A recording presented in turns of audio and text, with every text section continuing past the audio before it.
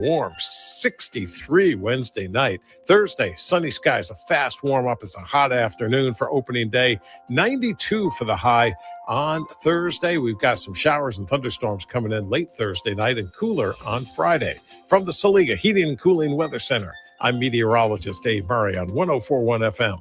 KMOX. We've got 63 degrees, but the feels like is 58 downtown at the Arch. I'm Michael Calhoun, KMOX News.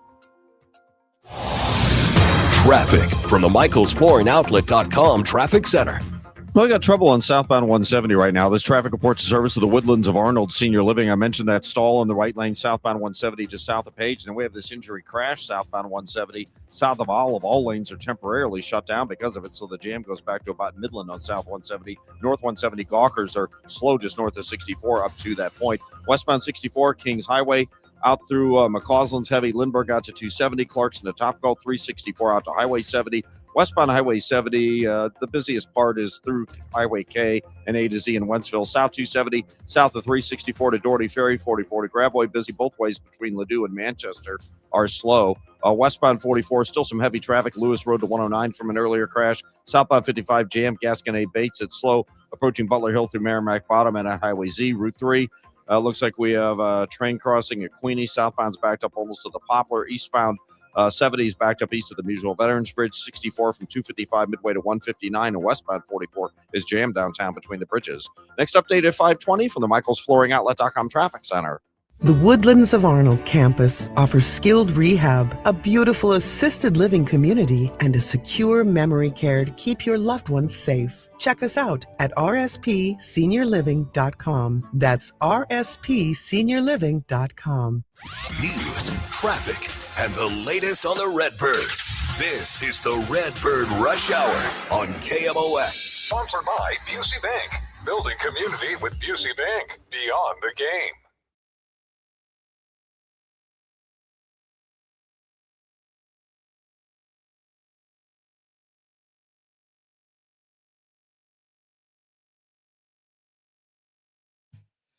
Guys, welcome into Redbird Rush Hour on a Tuesday. T-minus 46 hours. That's about right. From opening day. Just pretty close, right? Let's go. Yeah. Yeah. We're under 2 days. We are officially under 2 days. Yeah. Obviously, a lot still to talk about. And, we got some, roster-related stuff we want to talk about. You guys did a great job yesterday, you and Bernie. I checked in on the show yesterday, even though I was off, talking about the decision on Velasquez, which I think was reasonably hot button for fans, right? I mean, still is. Right. When you're a fan and you're looking at, you hear all the time, hey, we're here to compete. It's competition. It's a competition. And then the guy that goes out there and wins the competition doesn't get the reward. You're going to get natural questions. And I thought you and Bernie did a great job on the back and forth there. You're presenting, what the team is doing, what they're doing, why they're doing it, what they're saying. And obviously, all of us sometimes agree with those things and sometimes don't. And this is definitely one of those cases where I think it's understandable that fans didn't like it, especially when you're looking at it and you're going, boy, they really need some power. You got a lot of questions there. You're carrying 3 utility guys, basically, and a backup catcher that you're not planning on using. We'll see. Because they're still planning on the Herrera catching thing. And, it's a fascinating beginning. My biggest takeaway of all of it is just the beginning. I personally would have put Velasquez on the team. I would have found a way somehow. Maybe it means I leave Pozo off the team. And then if I find that's untenable, I can change in a couple of weeks, right? If I find that Herrera's just not responding well to it, whatever it is, I can do that. But it's also, I think, a big point that I want to start with today, Matt. And I know you agree with this because we've talked about it. This is going to be a constant evolution of this roster. This roster will not be close to the same in September as it is now, in my opinion. I'm not saying it'll change by 60%, but there are going to be a lot of changes. Yeah, if Nelson Velasquez is on the roster on April 15th or May 1st, like at that point, the things that people are so upset about right now, it's really not going to have that big of an impact. I'm with you. If I'm the final baseball decision maker, I'm finding a way to put Nelson Velasquez on the roster. But that would have been my decision if I'm making that decision. But do I not understand why the Cardinals did what they did? there is a common sense reason for what they, just as there would have been a common sense reason to put Nelson Velasquez on the roster, there's also a common sense reason. Like there's multiple paths that you can take. So I understand what the Cardinals But any are doing. restriction they faced, they did to themselves. Okay, that's fine. And that's where I think it's fair to criticize. But again, you're not fighting for a division. This season is not going to be a success or a failure based on April. If they value making sure that they don't lose either of the guys from the organization, which you could potentially lose a Jose Fermin, it seems like I think they wanted. Let's go to like a scenario where they did want Nelson Velasquez on the roster. Well, then they wanted 4 things. They wanted Nathan Church on the roster. Yep, which I do too. Yeah, they wanted Thomas Sajasi on the roster. Yep, I do too. They didn't want to lose Jose Fermin from the organization. And let's say they wanted Nelson Velasquez on the roster. Well, you can only have 3 of those 4 things. You can't have all 4 of those things. So if they desired those 4 things and then they knew, well, hey, we can only get 3 of these. Well, then what's the best possible outcome to remove one of these? And the only one that didn't cause you to either lose Church or Sajasi from the big league roster or lose Fermin from the organization was to send Velasquez to AAA. Yeah, except I would throw there was a 5th choice, and that is to not carry a 3rd catcher that you're not planning on using at all. Agreed. I mean, if you're planning on Herrera catching even somewhat regularly, and you're figuring Pajes is going to catch, 4 games a week? Probably. Well, then where does Pozo even contribute? Yeah, and I don't want him playing any first base. He doesn't hit enough to play there. And if he's not going to play more than once every 10 or 12 days, well, then why take up a full roster spot when you could have a guy in there let's be honest, we don't know if Velasquez is going to be any good. Exactly. Right? I think he's intriguing because he has a skill that most of your players don't. He has power. And he showed that he made some improvements in other areas during spring training. The things that we were hoping to see from Jordan Walker, we saw from Nelson Velasquez. So I think that there are many ways to do it. But again, this is why I go back to they boxed themselves in. Yeah. They chose that we have to have a 3rd catcher. They chose that we have to bring in Ramon Arias. What was that, a month ago? A little bit more, but yeah. I mean, I never thought that was a necessary move for a rebuild. Why do you need a veteran utility guy when you already have Fermin and Sajasi that you obviously like so much that you don't want to send either of them out to get a power bat up? So, and again, I'm fine with that. I like Fermin too, and I like Sajasi too. This is really not questioning that. And I know the problem here is it's a little Monday morning quarterbacking because they did sign Arias, and once they did, he was going to be on the team. Well, unless he got injured or something. Right. Yeah. So again, I didn't think I didn't hate the signing. He's fine. But is that a really important player to have on a rebuilding team? No, and he handcuffs you a little bit like you. That's what I'm saying. Right. So you don't have the roster flexibility that you would have had, not just for Velasquez, but to move anybody up and down. You don't have that because that spot's now locked down. Yeah. And so is Fermin's. So you have 4 bench spots. 2 of them are now basically no-go. Nothing can change. Barring injury, you're locked in on 2 of them. Yeah. And they're basically the same guy. They are basically the same guy. That's part of the problem. Except Fermin can play more positions. 2 things. First off, we just got a message from Richard. And we talked about this yesterday. I'm going to beat this drum. Because Richard says, I find it hard to believe that every player on the 40-man roster was so valuable the team couldn't release one. Yeah, it's not about that. It's not a 40-man roster move. It's a 26-man roster move. Yeah. It has nothing to do with the 40-man roster. If they wanted him on the 26-man roster, there's 9 million ways to create a spot on the 40-man roster. People need to stop talking about the 40-man roster on this. It is not that. It's the 26-man roster. And I keep seeing 40-man roster stuff has nothing to do with that. No, they could have. I mean, we don't know for sure exactly how long Newt's going to be out, but there's a chance that he could end up on the 60-day. Easy way to free up a spot. There are guys, Cesar Prieto can go. Nick Raquet, these guys can go. They're not any real key part to your long term. And this is where I think, and I think this is part of where some of this comes in with what Richard's talking about. Is I'm not sure that we're in a spot where the communication is being done correctly, because what I'm seeing all offseason from Chaim Bloom and what I'm hearing, and I think it's the right message. When we have a choice to make and it's short term versus long term, we're going to err towards the long term. Right? Yeah. Is it in your better long-term interest to have Velasquez in AAA? Or is it in your better long-term interest to see if he can do anything for you? And I know that there's a lot of gray area in there. That's not a black and white answer, but this is where things get interpreted, right? If you're talking about how many fans, millions, A lot. millions of Cardinals fans all over the region, and you're talking about, hundreds of thousands just here in this area. When you leave open cracks where people can go, well, you said this, and you said this is a competition, and you said this is whatever, and the actions don't really match straight up with that, even though it's not always as black and white as it sounds. That's part of the problem, is that when you say we're going to air, well, if I'm thinking of it, this is airing on the side of the short term. In the short term, we don't want to lose somebody. Because whoever you would lose now, they're not a major factor 3 years from now. Right? Yeah. Right? Pozo's not a major factor 3 years from now. Pozo's not a major factor now. Yeah. Yeah. I mean, Fermin could be a factor in 3 years, but if you're missing piece when you're back to contending in a couple years is a utility guy, you can get those. Mm-hmm. So again, that's where I'm talking about. Sometimes it's messages that overlap where I think their intent is correct, but the messages don't always line up when you're making decisions. Yeah, and some of the messaging does feel a little bit weird on this. I agree. And again, if Jose Fermin was always going to make the team and his stats didn't matter, that's fine. There's a bunch of guys who come into spring and they're always going to make the team. Just it being presented as a competition where Velasquez put up the best numbers and then doesn't make the team. That's where I think fans get frustrated. All right. Speaking of frustrated, our buddy Henry's on here. Henry, enjoy this because this is the last attention you're getting today.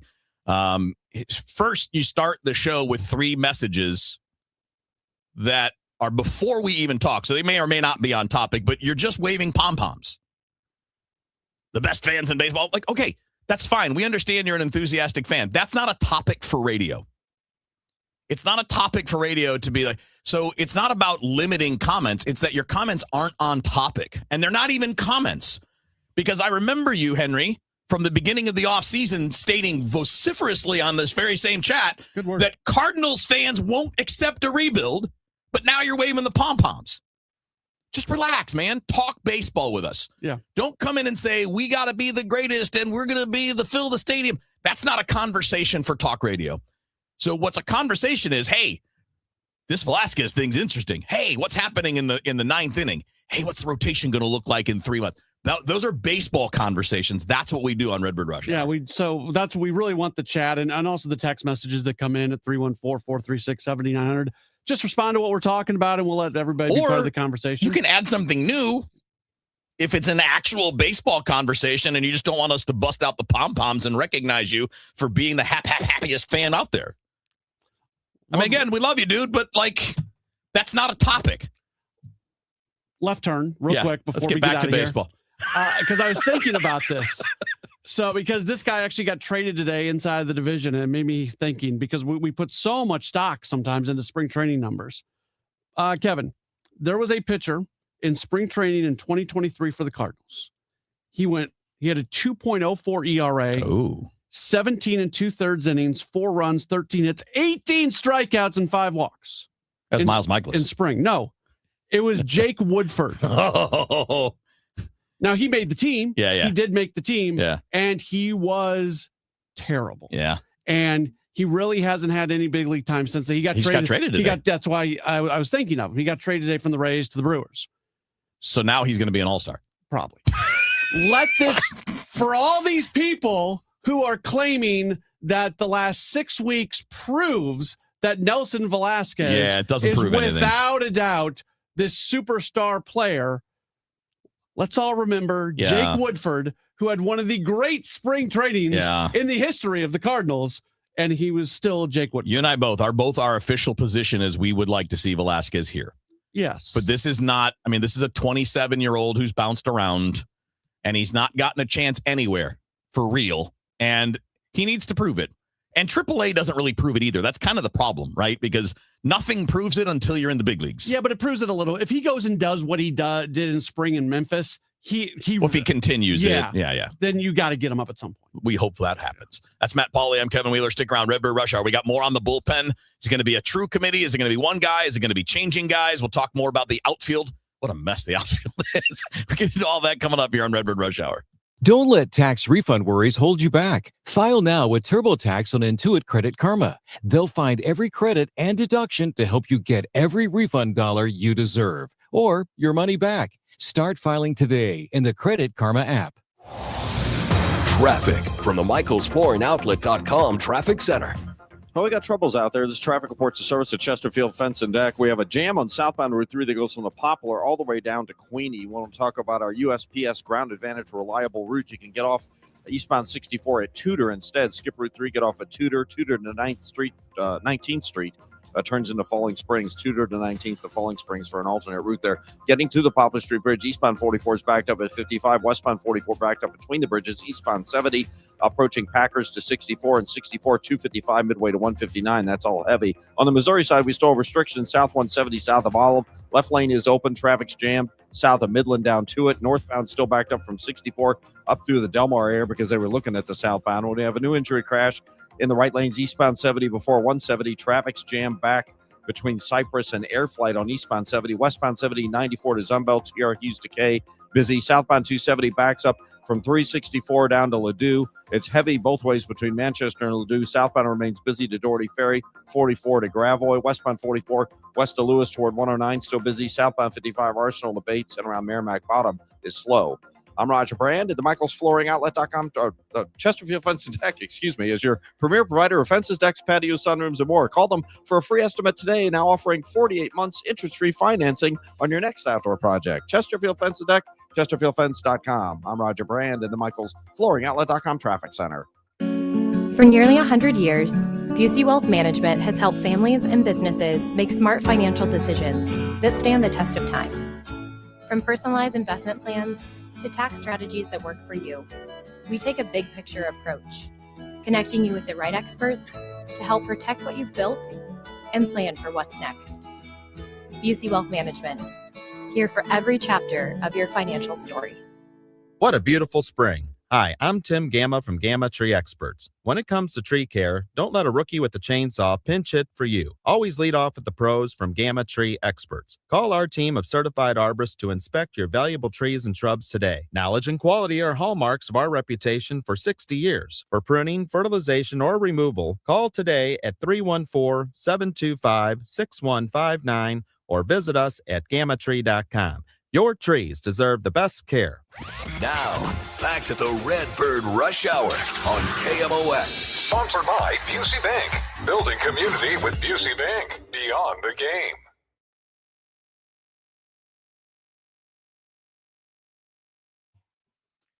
All right, Tuesday on Redbird Rush Hour. Matt Pauley, Kevin Wheeler with you here. Opening day, obviously, just 46 and a half hours away, 45 and a half hours. Like the 24 hour. I'm going to stop doing math. It's Thursday. Yeah.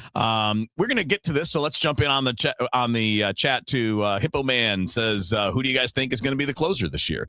And this, to me, this is a fun question. Mm-hmm. And again, I don't think we have to have an answer on opening day or even at the end of April. I would imagine this will be an evolving thing unless the first person that gets a crack just runs with it. Yeah. So who gets the first crack? On opening day, you have a 2-run lead going into the bottom of the 9th inning. Who's the closing? I think it's Riley O'Brien. Okay. I think, especially if for some reason Matt Swanson comes in the 8th inning in that situation, maybe he covers the final 2 innings. But assume your scenario, 9th inning, 1-2-run lead. Who are you going to? I think it's going to be Riley O'Brien. He got the most opportunities to do that last year. He has not had a great spring. No, it's been pretty awful. I mean, it's 9 base runners in less than 5 innings, which is a concern and it was bad yesterday. It doesn't mean you're not going to do it. No. Because he had, his spring was disrupted. Yeah, by the injury, and it kind of, screws up your build up and all of that. So, I mean, I don't want to judge it too much. I saw him pitch really well in the major leagues when he was healthy last year. Part of the reason I would say that O'Brien makes sense early is that it is a controlled role. And he's a guy you're worried about ending up on the injured list because he's been injured a lot in his career. So if he's in that controlled environment, you have time to get up and get ready. You know exactly when you're going to be used on a day-to-day basis because you're the 9th inning guy. that allows you to deploy Ryan Stanek and Matt Swanson and JoJo Romero and all the other guys, Soriano, whoever you're going to use, allows you to deploy those guys anytime you need them because they're a little more flexible, even though I think Swanson's probably the best reliever back there. Yeah, and maybe he's going to be the closer at some point. Maybe. There is maybe so much, Stanek too. Yeah, there is a lot of value in just Swanson being that multi-inning guy. Yeah. Especially with Graceffo not on the roster right now. Who Matt Pichard can give you multiple innings, but you're not going to put him in high leverage spots. That's the thing. It's so if you need a couple of innings like in the 4th and 5th inning, I think Soriano can do that. Right? Pichard can do that. See, it scares me with Soriano because he has amazing stuff. He's got the potential to be a real impact relief pitcher. And he has not shown it in the big leagues. He has shown it in spring this year. I don't want to be doing multiple ups with Soriano right now. I want him to be able to grab what he did in spring and take that into the regular season. And I'm just multiples from Soriano right now. Maybe let's check back in June. Yeah, but right now it scares me. I try not to think of it as innings. I think of it more as batters. I think of it as I'd be okay with 4 or 5 batters. See, 2 ups bothers me. I mean, he threw 36 innings in 24 appearances last year, so he's done it. He's done plenty of not necessarily 2+ innings, but he's done the 4 and 5 out thing quite a bit. Now he sucked last year, so I don't want to make it out like George Soriano is some kind of hero. He may not even be on the team in June. We're just talking early in the year because if he's going to have value, that's probably a place where he could build it. Is in low leverage. I'm not talking because if you don't trust him in high leverage, you got to trust him somewhere. Yeah, I think this organization is really good at helping relief pitchers as the year goes on, develop into guys that you can trust in high leverage. Mm-hmm. We saw that with Ryan Fernandez. Oh, and eventually that'd be great. Yeah. I mean, Matt Swanson wasn't leveraged to start last year. Matt Swanson is another great example. Right. So if the idea with George Soriano is you want him to evolve into a guy that's going to cover, that's going to be high leverage by the time you get halfway into the season, I think these 1-inning appearances are the best way for that to happen. But you're also going to need it. Yeah. Because you need Swanson in leverage. You do. And that's not to say that, because look, Stanek can do that. Stanek's probably more of a 1-inning guy, probably just based on his career. It's typically what he's done. Romero is that. You don't want to use your lefties too much because you need them almost every day. Right now, low leverage, multiple inning situations, if everybody's available, should go to Matt Pichard. But if he's not available, it's Soriano. Probably. Right? Which I don't love. It's like those two guys. Yeah, I don't love. But the point is, they might not be on this team on May 1st. Right. Well, Chris Roycroft as well. Oh, that's right. And Roycroft can do that. Yeah. So he's another one I would throw in there. I would want him low leverage now, too. Me too. Yeah. Because you have to push him back into that. And same thing, what I just said, 100%. Yeah. So, I mean, you have 3 guys, and I'm not talking about if you have Graceffo, he can go 2 or 3 innings. Right. You don't have that guy right now, but, he's one call away if you want to go that route, and somebody's going to get hurt. It always happens with pitchers. So they have some of that. They have that flexibility that they maybe haven't had in the past. Although, again, not many optionable guys there. There's not. I mean, Roycroft is optionable, right? Yes. So if he's struggling, you can do that. But if he's going well, do you want to option him? Probably not. Soriano is not optionable. I don't think Justin Brule is optionable.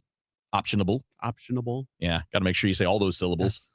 Yes. So, you're not super flexible there. Can Riley O'Brien go down? I don't think so. I'd have to look because he's 30 now. He must have been. I'd have to go look at the old roster resource at Fangraphs. Either way, I think that the bullpen should be good. I don't think they have to have a set closer at the beginning of the year, and I do think that it'll evolve. And look, I can see scenarios where Romero closes. You haven't needed him yet in the game. Couple lefties coming up in the 9th. Boom, there you go. Yeah. There's a way to do. There are ways where I would expect maybe 4 or 5 guys to get saves this year. I would think so. And at the end of the year, I predict Swanson will have the most saves. Really? Yes. Really? By the end of the year. Are you in that calculation? Are you saying O'Brien's getting traded? Not necessarily. Okay. Not necessarily. I'm worried. I always worry about him with the injuries. It's not so much about his talent. His talent's great. Okay. But, he's been banged up pretty much every year of his career. No options for Riley O'Brien. Okay. So he's not going anywhere, barring the injured list. Yeah. I would think anyway. Okay. So the only options you have in this bullpen are Swanson with 2. Yeah. And he shouldn't be, unless he's really struggling, he shouldn't go anywhere. And Roycroft with 1. Okay. So JoJo does not have an option. Stanek does not have an option. Brule does not have an option. Soriano does not have an option. Pichard's a Rule 5 guy. Okay. So That's two guys. That's two relief pitchers. And really only one without losing a player. Yeah. So what did I say earlier about boxing themselves? And again, not the end of the world, because if you lose Pashard, it's no big deal. Because if you're going to lose him, it means he's not performing. Right. All right. That's Matt Pauley. I'm Kevin Wheeler. More Redbird Rush Hour. We'll talk about the outfield coming up after the news. It's Tom Ackerman for Ophthalmology Associates, the doctor's doctors, 314-966-5000 or online at youridoc.com. At 5:30, we've got 63 degrees. The feels like is 58 downtown at the Gateway Arch. AP correspondent Sam Mednick reports from the scene of an Iranian missile strike in central Tel Aviv. I'm at the site of a missile strike in Tel Aviv. First responders are working here. It's a big crater in the center of the street. This is where the missile struck.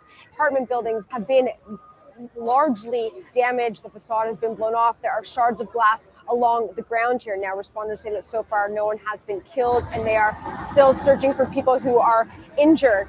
They said that a missile struck here. It got through Israel's defense systems, and this is one of several missiles that have gotten through Israel's defense systems in many days. Now, this comes as President Trump made signs that the war could be winding down, saying that he claims that there have been productive talks between his government and the Iranians, although this is something the Iranians say holds no water. The American military is preparing to deploy about 1,000 troops from the 82nd Airborne Division to the Middle East. The Missouri House of Representatives began debate today on its version of the next state budget proposal. Many state lawmakers and the governor have said there's not as much money in Missouri's bank account, so budget cuts are expected. The state house's version of the budget plan proposes to give some Missouri colleges and universities more funding, while others could see their funding drop. Other potential cuts include child care funding for many foster and low-income children, as well as home health care services for developmentally disabled citizens. Once the House passes its budget proposal, the Missouri Senate will take a look at the plan and make changes. The state budget is a long way from its final look. From the Missouri Capitol, Elisa Nelson, Missouri Net. Layoffs at a big gaming company. Epic Games is cutting more than 1,000 jobs because it says people just aren't playing as much Fortnite as they used to. While the game is still one of the most popular in the world, player engagement has been slipping since last year, and the company says it's spending more money than it's bringing in. There has been a larger shift away from the battle royale genre in recent years, with platforms like Roblox, which is like a playground of millions of games, gaining in popularity. Stacey Lynn, CBS News. We told you last week about the record-shattering numbers one movie trailer in particular racked up, and those numbers keep crawling even higher. Your friendly neighborhood Spider-Man's neighborhood just got a whole lot bigger. What is happening to me? Superpowered numbers. The new trailer for Spider-Man, Brand New Day, dropped last week. It racked up over 718 million views, becoming the most viewed trailer of all time. Now, it's reached a staggering 1.1 billion views in its first 4 days online, according to Wave Matrix. It amounts to a kind of rebirth. The first movie trailer ever to hit that mark. Tom Holland suits up as the wall crawler July 31st. Matt Wolf, CBS News. Spider-Man Brand New Day from Sony Marvel also stars Zendaya, John Bernthal, and Mark Ruffalo and Sadie Sink. From the Salika Heating and Cooling Weather Desk, for tonight, some clouds, a cool night. We get into tomorrow, high 78 degrees. For Wednesday night, clear and mild, low 63. And for opening day, Thursday, should be a new record high, the record 87 from 1991. Dave Murray is predicting 89 degrees. It's going to be sunny, too. Baseball weather is already here. 63, feels like 58 downtown at the Arch. I'm Michael Calhoun, KMOX News.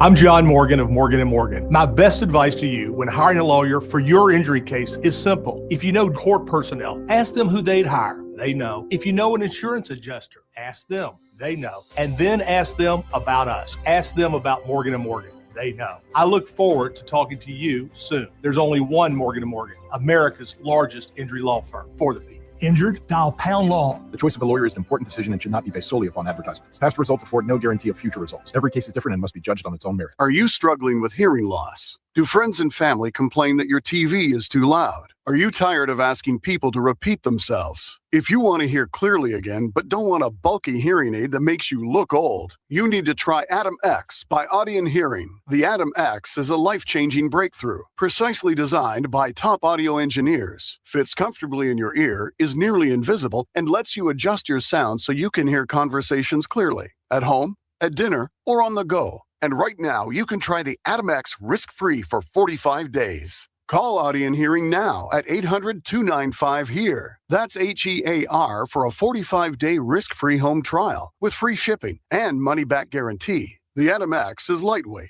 rechargeable, practically invisible, and costs 90% less than prescription hearing aids. Don't miss out. Call 800-295-HEAR for complete details. That's 800-295-4327. Hearing for everyone. Audion Hearing. You can feel the Clydesdales circling the field. Hear the stands come alive. Smell the hot dogs, the popcorn, and cold beer in the air. See the crowd rise as the first pitch hits the glove. And just like that, a new season begins. The countdown is on until opening day, and tickets start at just $49. Don't miss St. Louis's favorite holiday. Get your tickets at cardinals.com/opening day.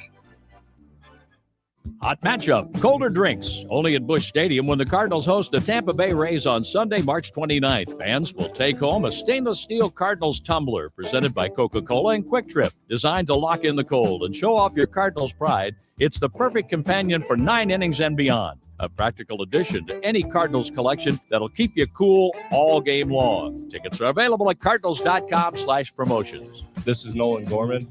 Get your tickets now at cardinals.com. St. Louis Composting presents The Sounds of Spring. Swinging along, and there it is, baby. The Cardinals take the lead as Albert Pujols comes through in the pit. Obviously, the fans are the best fans in baseball. I got caught up so much into, the fans and the celebration, and everything that's going on with the Hall of Fame. It wouldn't be opening day without a special tradition unlike any other. Please welcome the majestic hometown Budweiser Clydesdales. I leave the park. He did it. A grand slam, and it's 4-0. And the pitch on the way. There she goes. Way back. It might be. It could be. It is a home run. Enjoy your outdoor space this spring with vegetable gardens and fresh landscaping. With St. Louis Composting, order online for delivery or pick up premium soil, compost, and mulch at any of our 9 locations. St. Louis Composting, growing gardens, making memories. The legendary Fast Eddie of Fast Eddie's Bon Air and Cardinals Hall of Famer Jason Isringhausen. Hey, it's that time of year again, man. It's starting to warm up. And the sun's getting a little brighter. I can hear the crack of the bat. Yeah, the true pros are doing just a little bit of stretching here and there, getting rid of those winter kinks, getting ready for those days that really count, Eddie. I'm talking about the ones you'll always remember at Fast Eddie's Bon Air. Boy, now you got that right. It is all they can do to get ready for the lineup of the delicious eats, man. It's a half-pound Fat Eddie burger. Man, it's a hot chick on a stick, that big elwood on a stick, and the succulent peel and eat shrimp are sitting over there on deck. You do know I have to stretch out a little bit before I start hitting that dance floor, listening to that live music 7 days a week on that huge outdoor patio. Well, it's like any other training, man. You got to warm up to get that party face on. It's really difficult out there to have that much fun on that warm, toasty patio. Like Mr. Shannon always said, if you're 21 and in the mood, it's Fast Eddie's Bon Air. A lot of people are getting their air conditioners tuned up and ready to go for the summer, and we're getting a lot of calls of people saying they want a second opinion, to have us come out and requesting us to come out there and take a look at their air conditioners. They've been told that they need a new one, and the repair is quite costly, and might be best for them to replace the air conditioner and then repair it. If you're in that situation, please give me a call, because there is truly some opportunities here for you that we could save you lots of money, because I'm sure you're going to be shocked. We have the equipment that still works best for you with your budget. It's pretty much the best. Is what I would put in my home, is what I would recommend. Give me a call. It's Bart Inman. One easy number, the easiest number in Missouri and Illinois. That is 314-293-2600. Or the online thing, and that is bartinman.com. That's Bart with a B, Inman with an I.com. God bless. Indian psychic and spiritual healer in St. Louis. Call 314-574-2667. Expert specialist in reuniting loved ones and husband and wife issues, family problems, and unnatural health and sickness, business and job-related issues. Special remedies to deal with negative energy, love spells, black magic issues, evil energies, and curse removal. Performs all types of spiritual prayers to heal the negative energy, balance the chakras, and much more. Contact Master Raj at 314-574-2667. Join me, Matt Pauley, for Building Community with Busey Bank Beyond the Game. Every great community project starts with people who choose to get involved. We'll share those stories like my conversation with Benji Molina tomorrow during the Redbird Rush Hour, sponsored by Busey Bank. Traffic from the MichaelsFlooringOutlet.com Traffic Center. Well, we have trouble on eastbound Highway 70 right now. I mentioned it in the last report, I believe. This traffic reports a service of Overhead Door Company of St. Louis that crashed eastbound 70 just before 170. They're still blocking the two right lanes. Looks like it's close to getting wrapped up, but they're still blocking those right lanes. It's a jam back to almost Cypress on eastbound Highway 70 right now. Northbound 170, Scudder Airport Road's busy. South 170, Del Mar and 64 still slow from an earlier wreck. Westbound 64, Science Center to Clayton Skinker's heavy. Lindbergh out to 270's bogged down in 364 through Lake St. Louis Boulevard. Then it starts opening up. South 270, south of 364 to Ladue, south of 64 through Clayton Road, but then you're in the clear. Westbound 44 kind of slow through Elm, but after that, it's really not as bad out west. Southbound 55, a little busy at Bates. Westbound 44, slow between the bridges, and eastbound 64, approaching 157, midway to 159. That's still heavy. Midwest winters take a real toll on your garage door. Let my friends at Overhead Door Company of St. Louis come out and perform their 26-point tune-up on your garage door and opener. It's just one price for up to 3 garage doors and openers. Schedule online at overheaddoorsstlouis.com. Next update at 5:50 from the MichaelsFlooringOutlet.com Traffic Center. Now, back to the Redbird Rush Hour on KMOX. Sponsored by Busey Bank. Building community with Busey Bank. Beyond the game.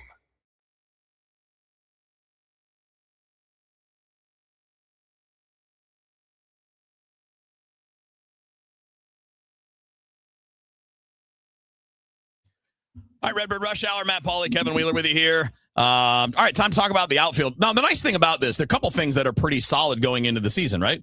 Rotation's pretty good, I think. I mean, so, like, too. it's stable. Yeah. It's not elite, but it's stable with some potential for high-end performance. The guys in the rotation, especially if Palante takes a step forward, but even if he doesn't, somebody else is going to come in. That's a group that gives you a chance to win every day. I think I like that as a reliable part of the team. It's It's not the Dodgers rotation, but it's stable. They're not going to win you a game, but they're going to keep you in a game. And some of them will. I'm bullish on Dustin May. Yeah. I went out and I got him on all my fantasy teams because he's a low buy. I think he's got high upside. I think Libertor is going to be better. They're going to be fine there. And they're fine in the infield.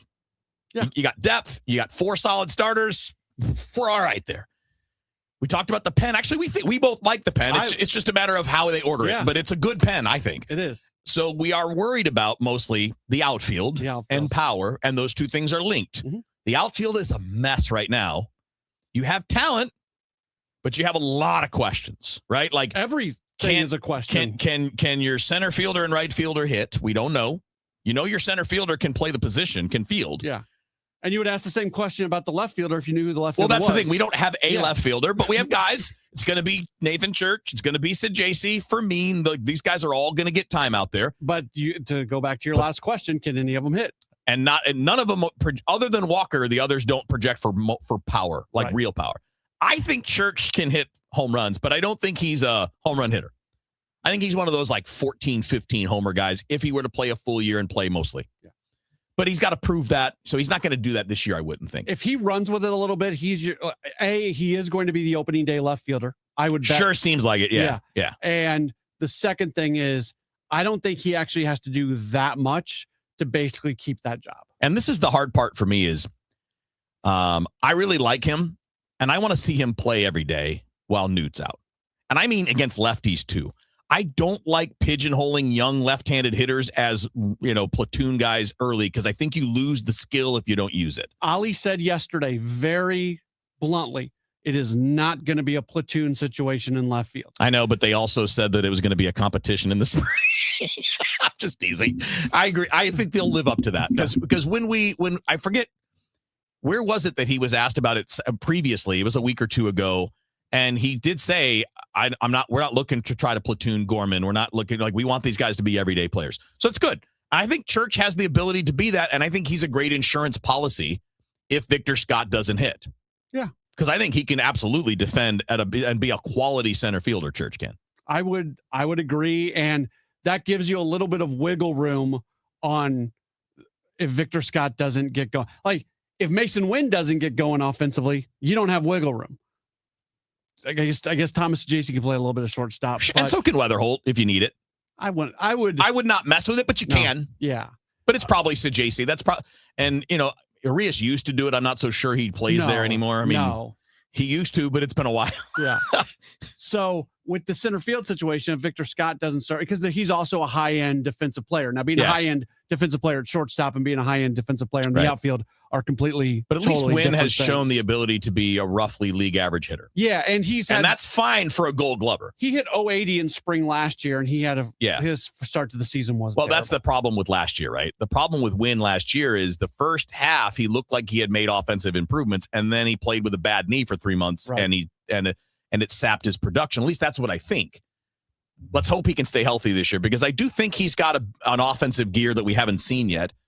Again, not Bobby Witt Jr., that's not what we're talking about, but above average hitter who is an elite defender. Yeah. That's a great player. And I think he has a little bit of pop. Yeah, 15 homer pop. Yeah, that's great. Yeah, I mean, again, I'm a big fan of that player. Yeah. I want to see it. Wasn't good this spring except for one area. He started drawing walks. He had 9 walks this spring, and that's a lot for the amount of games they played. But again, he's got that track record of not putting it together. And sometimes guys in spring have bad numbers in spring because they're just really specifically working on a little detail here and a little detail there. Yeah. And there's just you turn on the big lights and it's different. Now, the good news is you have potential answers in the outfield moving forward. At some point, Newt should be back. Yeah. But you don't know what you're going to get out of him. But you don't know exactly what it's going to look like, especially initially from the time missed, and because it's a procedure that we don't have a lot of data on in terms of recoveries for baseball players. And the production he put up last year doesn't help you that much. No, but it was also partly the feet that led to that. So that's another thing we don't know is he going to be back to more normal Newt or not? And if he is, well, that's a good player. It's a pretty good hitter. It's not a star, but it's a pretty good hitter. But you also, in addition to him coming back at some point, you have Velasquez there, biding his time and hopefully producing. And then Baez is going to be here at some point. Yeah. Barring a massive setback, you'll see him at some point. He's on the 40-man. You get later in the year. I don't know exactly how I would define later. Maybe it's June. Maybe it's September. I don't know. But he's at least, you got 3 options beyond what you currently have that are right there. Yeah. And all of those 3 guys have offensive potential of some kind. Agreed. You and just 2 have of them have for power. Yeah.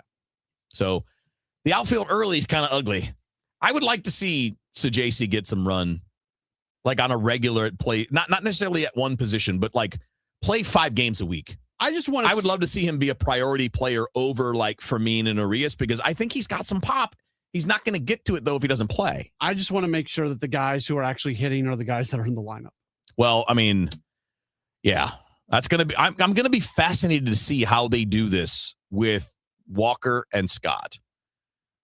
Again, Scott has a little different leash because of his defense. Walker, like how much does he play if he's not hitting well? And how long does it last if he's not hitting well? Like, there's a lot of question there.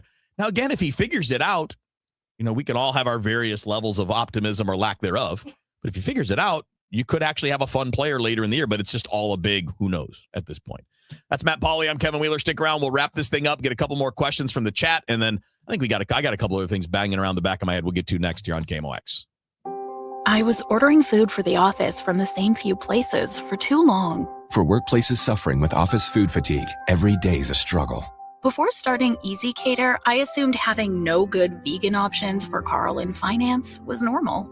Easy Cater is designed to treat OFF with a huge variety of favorite restaurants, plus tools to help you meet dietary needs and stay on budget. Used daily, one platform lets you save time and shine. Ask your app store about Easy Cater or start an order at easycater.com. So I know a lot of people are thinking about it. They're thinking about maybe talking to somebody about a GLP-1 because you can't go anywhere without hearing. I'm talking about them right now. It's in the news. It's everywhere. GLP-1, GLP-1, GLP-1. Do they actually work? Well, I think we know they work based off the results that we see from a lot of people. And then the next question is, well, what do I actually have to do to talk to somebody to figure out if I am a candidate for this, if it's actually going to help me in my life? That's where STL weight loss injections comes in. I'm a client of them. It's been a good experience for me. I'm about 6 weeks in, have started to see some results here recently, which is good. I mentioned this the other day. It was nice the other day. My wife looked at me and she said, you know what? You're losing a little bit of weight. And it was a nice thing to be able to hear from her. If you want to hear those type of things being said to you, talk to the folks at STL Weight Loss Injections. You might not be a candidate, and if that's the case, they'll tell you. But if you are, you can get involved, and you can start for $199 for the first month, just $199 for the first month. It's a really easy thing to do. I've had 0 side effects from it so far, which is awesome for me, and hopefully it'll be the exact same thing for you as well. Just head to their website. You can learn all about them, stlweightlossinjections.com. That's stlweightlossinjections.com, or you can give them a call, 636-244-5333. Traffic from the michaelsflooringoutlet.com traffic center. Well, they cleared the crash eastbound 70 before 170, so things are back to normal there. The only delays on 70 or westbound. It's a little busy right around Zumbel, and just a brief slowdown at 61. Westbound 64, still kind of crowded from the Science Center out to Clayton Skinker, and after that, it's just a couple of slow spots from Lake St. Louis Boulevard out to 70. Again, looks a lot better. Eastbound 64, back up McKnight through Hanley. South 170, Bogstown and Brentwood. South 270, still a little busy. Olive to Ladue. Southbound 55, Gasconade Bates is kind of crowded. Downtown, eastbound 64, approaching 157, still heavy midway up the hill to 159. Next update at 5:59 from the michaelsflooringoutlet.com traffic center. Don't miss Mosby Building Arts Home Improvement Shows, Saturdays from 11 a.m. to 1 p.m. on KMOX. One of the last call-in shows where you can get live answers to your remodeling, design, and construction questions. Tune in Saturdays at 11 a.m. Join me, Matt Pauley, for Building Community with Busey Bank Beyond the Game. Every great community project starts with people who choose to get involved. We'll share those stories, like my conversation with Benji Molina tomorrow during the Redbird Rush Hour, sponsored by Busey Bank. Hey, it's Matt and Leslie Holiday. When we got to St. Louis, it wasn't long before we started searching for a way to give back. We visited Cardinal Glennon Children's Hospital, and we knew this is where we belonged. Homers for Health has been going strong for 15 years and has made such an unbelievable impact on the hospital. I've won a World Series, but I consider the work we have done at Cardinal Glennon to be the greatest achievement. Yes, your support truly makes a difference. Make your pledge for patients today at homersforhealth.org to benefit the devoted fund. Now, back to the Redbird Rush Hour on KMOX. Sponsored by Busey Bank. Building community with Busey Bank. Beyond the game.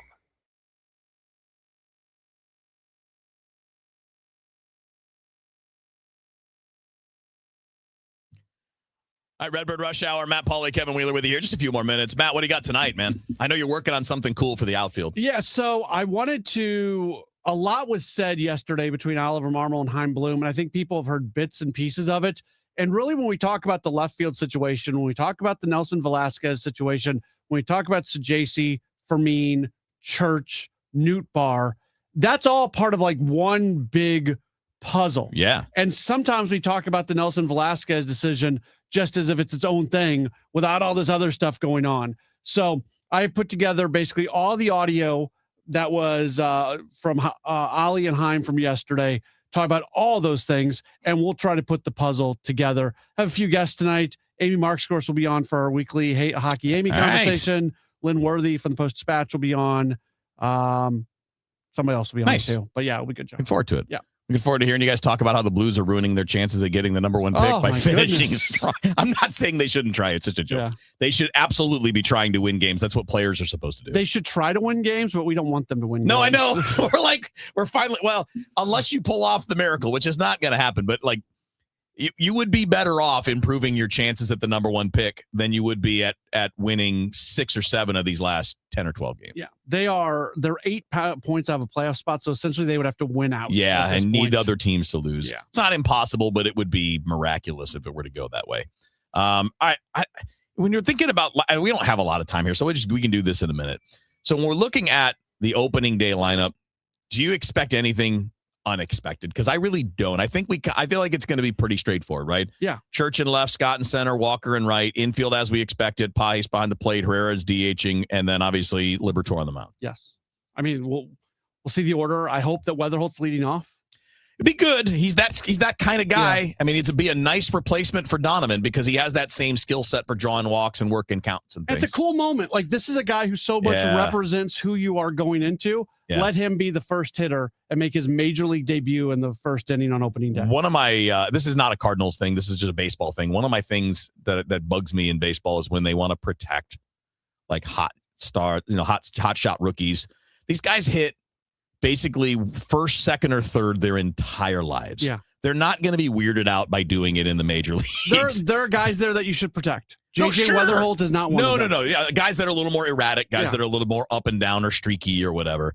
But, these guys all hit top of the order. It's not going to freak them out. They're either good enough or they're not. Agreed. Have a good show tonight, buddy. Thanks, man. Sports Open Line's coming up after the news on KMOX. Baseball is here, and for this baseball season, FanDuel is letting you choose your own reward for opening week. It's a betting customization that transforms how you experience the game.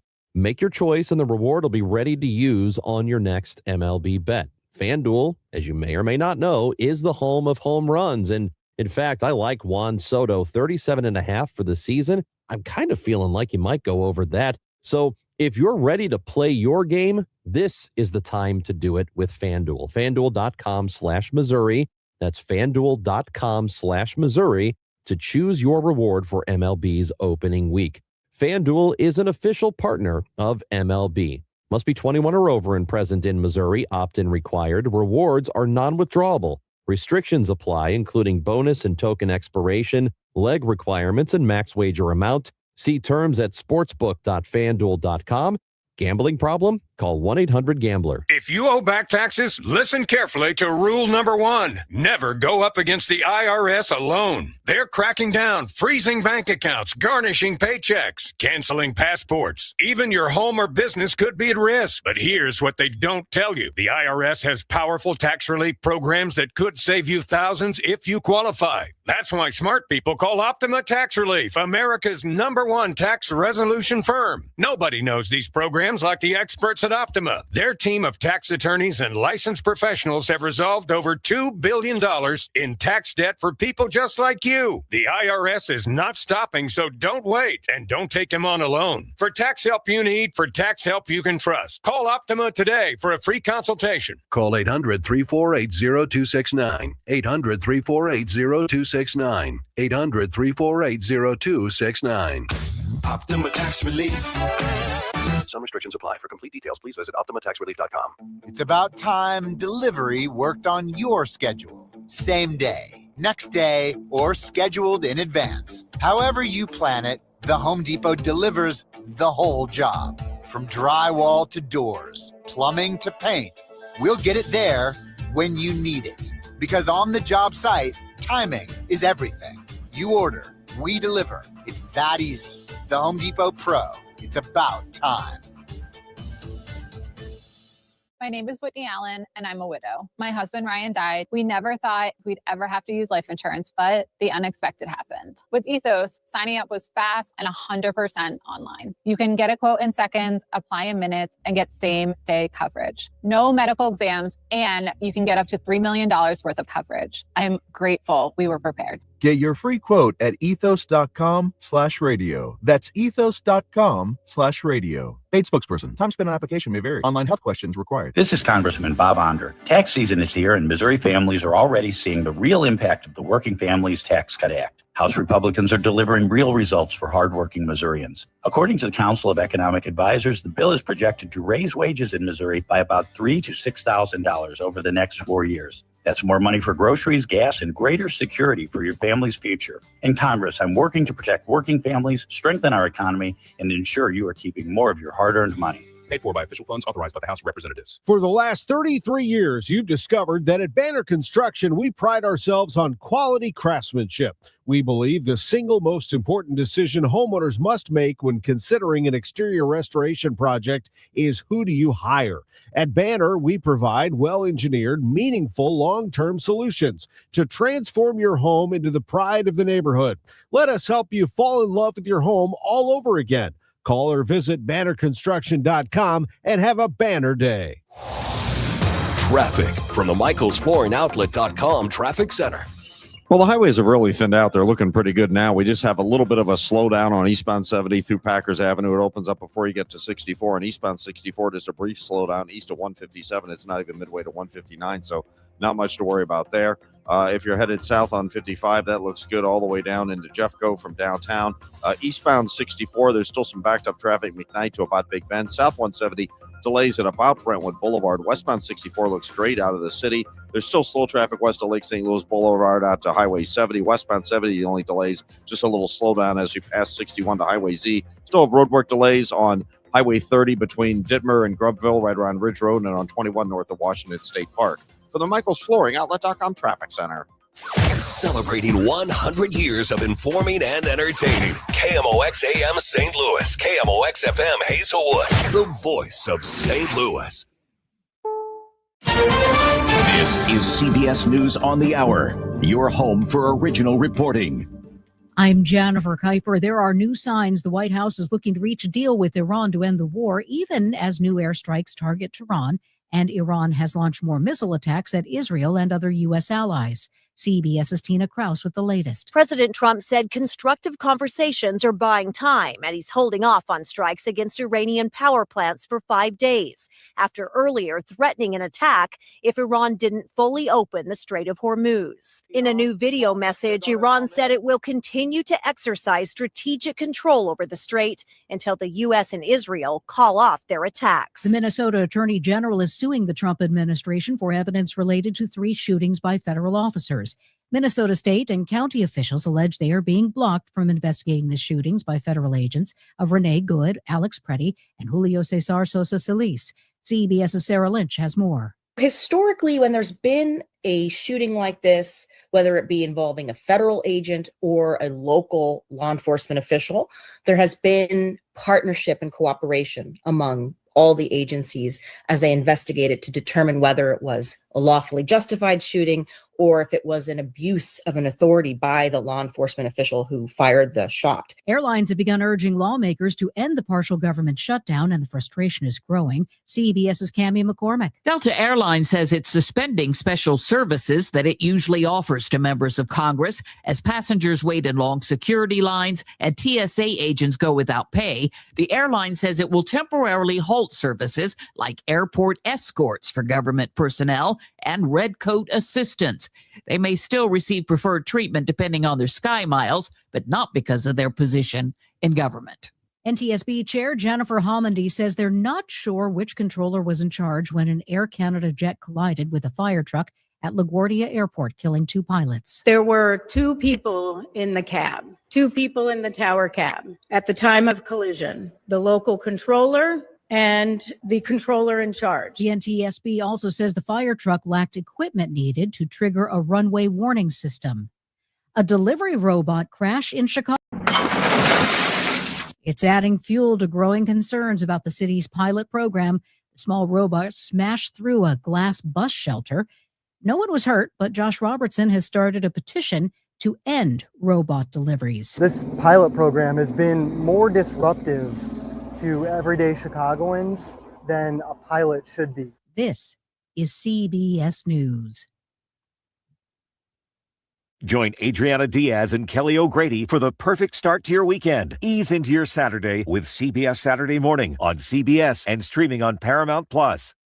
We all hear the radio ads about the IRS. They tell you to be afraid, to be scared, and they try to frighten you into calling. I'm not here to do that. Tax Relief Advocates is different. TRA is here to tell you that if you owe money to the IRS, whether it's $5,000, $50,000, or $500,000, we have a solution. It doesn't matter if you're sitting in your car, at work, or with your kids. No matter where you are, call now. 800-507-9701. Don't lose hope. TRA can eliminate or reduce what you owe to the IRS. Generous programs are now available that can give you a fresh start. Our passion is taxes and helping individuals fix their IRS problems. We have over 1,000 5-star reviews on Google and an A+ with the Better Business Bureau. You don't need to be afraid of the IRS any longer. End your tax nightmare today by visiting us online at TRA.com or call 800-507-9701. That's 800-507-9701.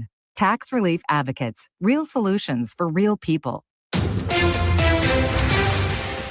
At 6:04 right now, we've got a cloudy sky and 62 degrees downtown at the Arch. As the council scrambled to get the budget done by the December 31st deadline, they cut an additional 12 positions from the Department of Revenue. The divide between the St. Louis County Executive and the Council has never been wider. Sam Page says he's canceling the JB Blast July 4th. The Council says that's not necessary. There's a $46,000 expense associated with that. Last year, the revenue was $44,000 associated with it. If we needed to find an additional $2,000 for sponsorships, I suspect we could probably do that. St. Louis County Councilman Dennis Hancock, who is running for county executive, tells KMOX with the 250th birthday of the U.S., Dr. Page should be looking for other ways to fund it. Why so many cuts to the revenue department? There weren't any cuts to the revenue department. That's just it. They had some temps in last year at the beginning of RECA and for the senior tax freeze. Well, those temps were let go at the end of the year. So all of the full-time positions were funded. Page has ordered the South, North, and Clayton government offices to close on Fridays for the revenue department to catch up on backlogs. Maria Aquino, KMOX News. We determined that 4 subpoenas need to be issued. St. Louis County Councilman Mike Archer moving forward with subpoenas on several health institutions that council members believe that County Executive Dr. Sam Page is working for. For the Department of Social Services, that was the basis for Medicare payments, claims and payments. The second would be to the SLU Care Physicians Group. The full council voted unanimously to approve the subpoenas. The county charter says the county executive shall not have outside employment. Missouri's photo ID voting requirement is staying on the books, and Republicans have the green light to keep their redrawn congressional map. The Missouri Supreme Court ruled today on both issues, handing the GOP wins on redistricting and voter ID, while striking down provisions of a 2022 law that had restricted voter registration and absentee ballot research by outside groups. The redistricting fight isn't finished, though. A referendum to let voters overturn the map claims it already has enough signatures for the November ballot.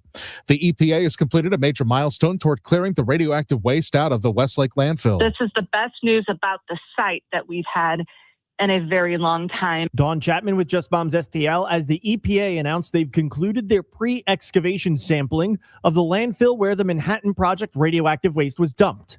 Chapman says this means the EPA now knows exactly where all that radioactive waste is. This last little bit is what they needed to do. They needed to find it all. They've got a great plan. They just needed to know where to apply the plan. The EPA announced last year they were moving up the excavation of the landfill 2 years to 2027. No start date more specific than that has been provided. Sean Malone, KMOX News. Let's get you to Roger Brand now in the traffic center with the latest on the roads.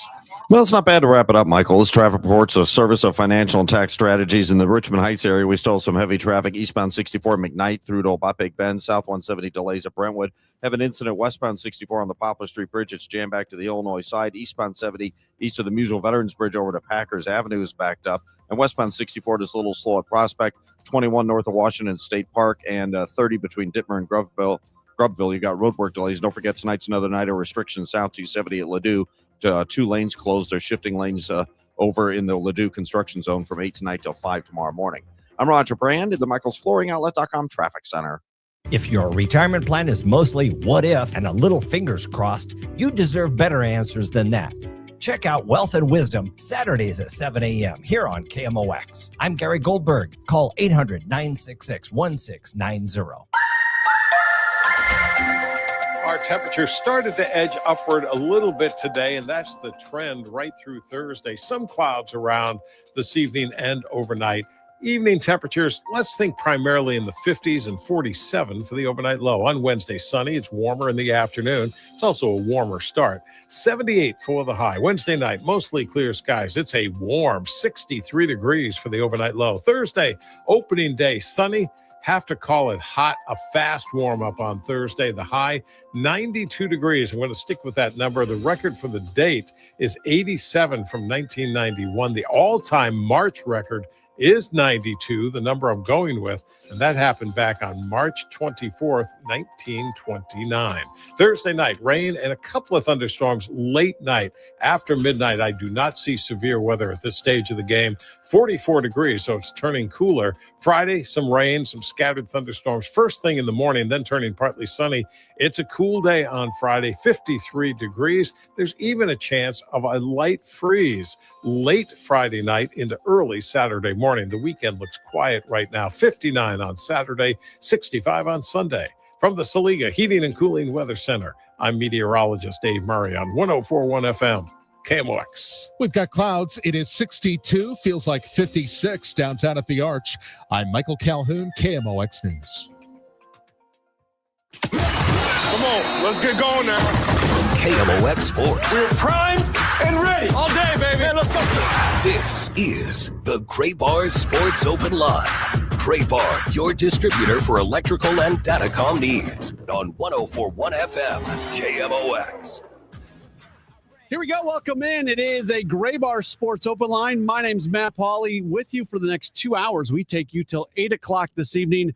We have a jam-packed program that's going to be coming your way tonight as we are going to be joined coming up in just about 10 minutes or so.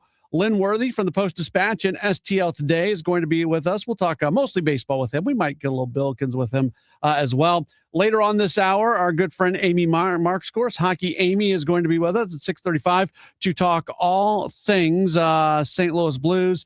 And then next hour, we're going to get rolling just after the 7 o'clock news. Jeremy Werner is going to be with us. He covers the Fighting Illini for the Illini Inquirer. He's the publisher of the Illini Inquirer. They are our last college basketball team that's still alive in the NCAA tournament. It was Mizzou who went out first. Then SLU had that great game against Georgia, could not follow it up against Michigan. Although I don't think they played poorly against Michigan. They hung around for a while. Michigan's just really, really good. And then, Illinois is still going. They've got a tough matchup, though. They're gonna be playing in Houston against Houston. That's tough. That is a challenge. But as we saw from Missouri, just because you have a game but there's a difference between being 100 miles from campus and 2.5 miles from campus. And Houston's going to be, I believe it's 2.5 miles from their campus where they are going to be at for the game coming up this weekend. As always, if you would like to join in on the program, you can do so calling, texting 314-436-7900, 314-436-7900. It's you can also tweet at me at Matt Pauley on air. For those of you who are watching on the video stream, feel free to leave a comment in the chat. It is opening day eve, and we've got a lot of special programming that's going to be coming up over the next couple days. Chris and Amy and Gas House Gang are going to be over at Rally House in Brentwood tomorrow. Matt Adams is going to be part of that. There's going to be a Cardinals workout tomorrow at Busch Stadium. We're looking forward to that, and I'll be there for most of it. So then I'll be able to tell you what we learned. The Cardinals should give us. We know the 26-man roster. What we don't know is the 40-man roster move to get JJ Weatherholt onto the roster. That's the last thing, that's the last thing we don't know. That's the final piece. So we know the 26-man roster. We know JJ Weatherholt's going to be on the opening day roster. We don't know what move they are going to make. It could be Lars Nootbaar to the 60-day injured list. There are certainly, I thought they were going to do something, and now I don't think they're going to do something, but I'm not overly convicted in it. But I don't think they're going to move, at least here at the beginning, to Koa Roby to the 60-day IL. You could do that. There is a little bit of a cost to doing that. If you move a guy to the 60-day IL who's not on the Major League active roster, their service time starts to go up and they get big league pay. Now, if you need a 40-man roster spot, it is worth doing that. If there's other ways to create said 40-man roster spot, you don't do that because that can cost you a little bit later. If the service time is being accrued, you lose some control on the backside. So, there's they'll get it figured out. That's the bottom line. There certainly are some guys on the 40-man roster that you can move on from. So I would not expect Roby to the 60-day injured list to be a thing that the team is going to end up doing. But I guess they could always do that. I certainly enjoyed. I got to do the game last night.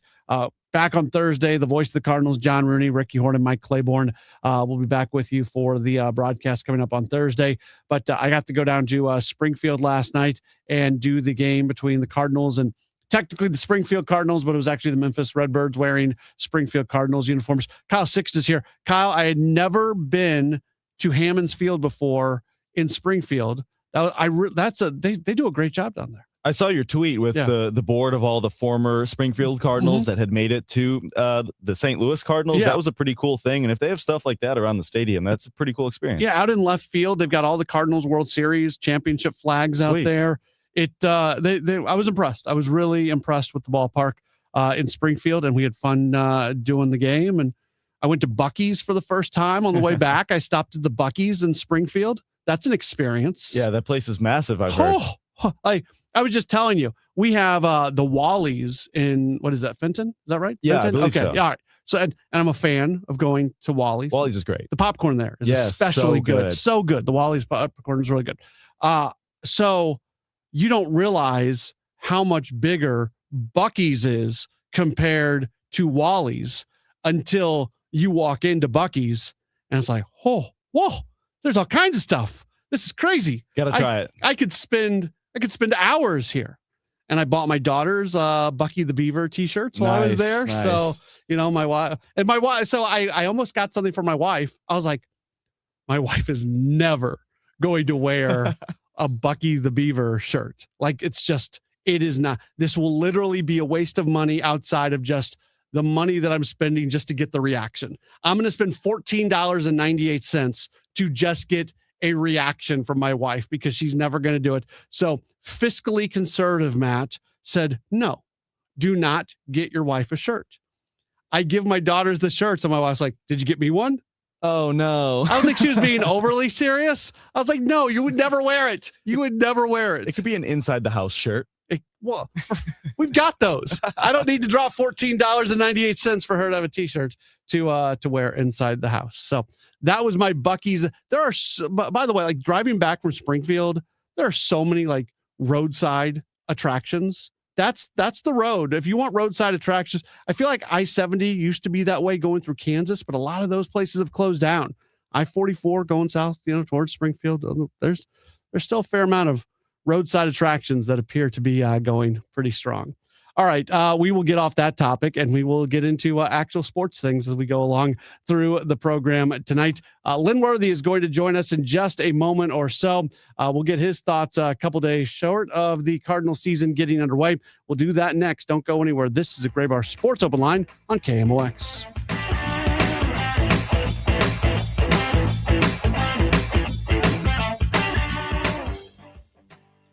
Unlock a brighter outdoor space in 2026 with Chesterfield Valley Nursery. Let us be your trusted partner for all your landscaping, lawn, and gardening needs, empowering you to create a haven that brings joy and serenity to your life. From landscape design to property maintenance to our garden center, we're here for you. Houseplants, tree shrubs, organic soil mixes, gardening and plant classes, and more. Chesterfield Valley Nursery's Garden Center has what you need no matter what the season. Visit us weekdays from 9 a.m. to 4 p.m. Saturday hours start in March. Follow us on Facebook or Instagram for all class and sale updates. Neovitin began with one doctor's mission to help others feel their best. After years of caring for patients, Dr. Ken Ribicki, a St. Louis physician, created Neovitin, a line of multivitamins designed with quality, safety, and everyday wellness in mind. Each formula is made in the U.S. using the finest domestic and international ingredients to support real people living real lives. Discover the difference today with Neovitin, available at Schnucks, Deerbergs, and neovitin.com. Neovitin, trusted nutrition from St. Louis for St. Louis. It all comes down to this, folks. Yep, the entire season is on the line.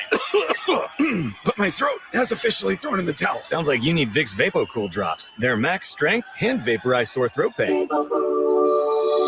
Whoa! These VapoCool drops hit fast. Speaking of fast, did you just see that play? Yeah, he vaporized that ball. That pun should have come with a penalty. Vaporize sore throat pain with Vicks VapoCool drops. Use as directed.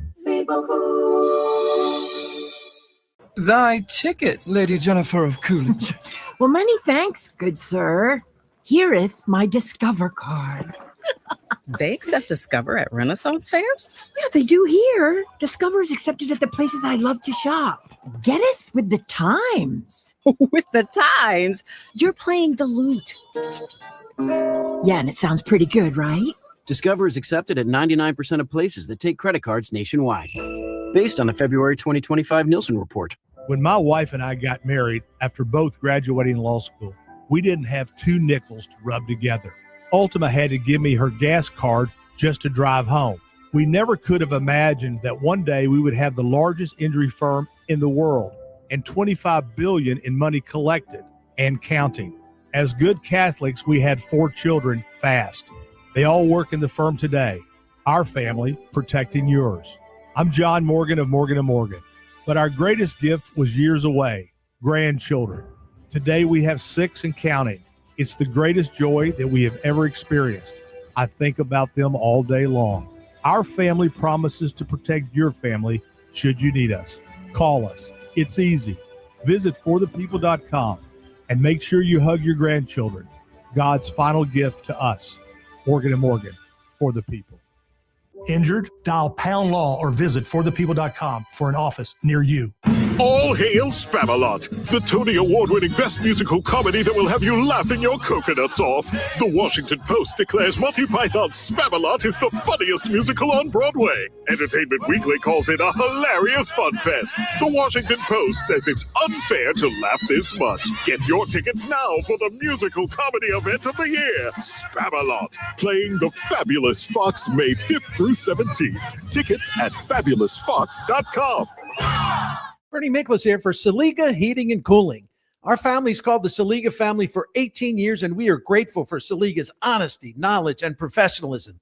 They're the best. For more info, visit SaligaHeatingandCooling.com. Retiring soon? Get the information you need by joining Kyle Jones and Matt Allgeier of Fire Capital Management for your retirement highway, Sunday mornings at 9:30. Investment advisory services made available through Pine Ridge Advisors, LLC, a registered investment advisor. Securities made available through AE Financial Services, LLC, member FINRA and SIPC. What a beautiful spring. Hi, I'm Tim Gamma from Gamma Tree Experts. When it comes to tree care, don't let a rookie with a chainsaw pinch it for you. Always lead off with the pros from Gamma Tree Experts. Call our team of certified arborists to inspect your valuable trees and shrubs today. Knowledge and quality are hallmarks of our reputation for 60 years. For pruning, fertilization, or removal, call today at 314-725-6159 or visit us at gammatree.com. Your trees deserve the best care. One city, one voice. KMOX, the voice of St. Louis.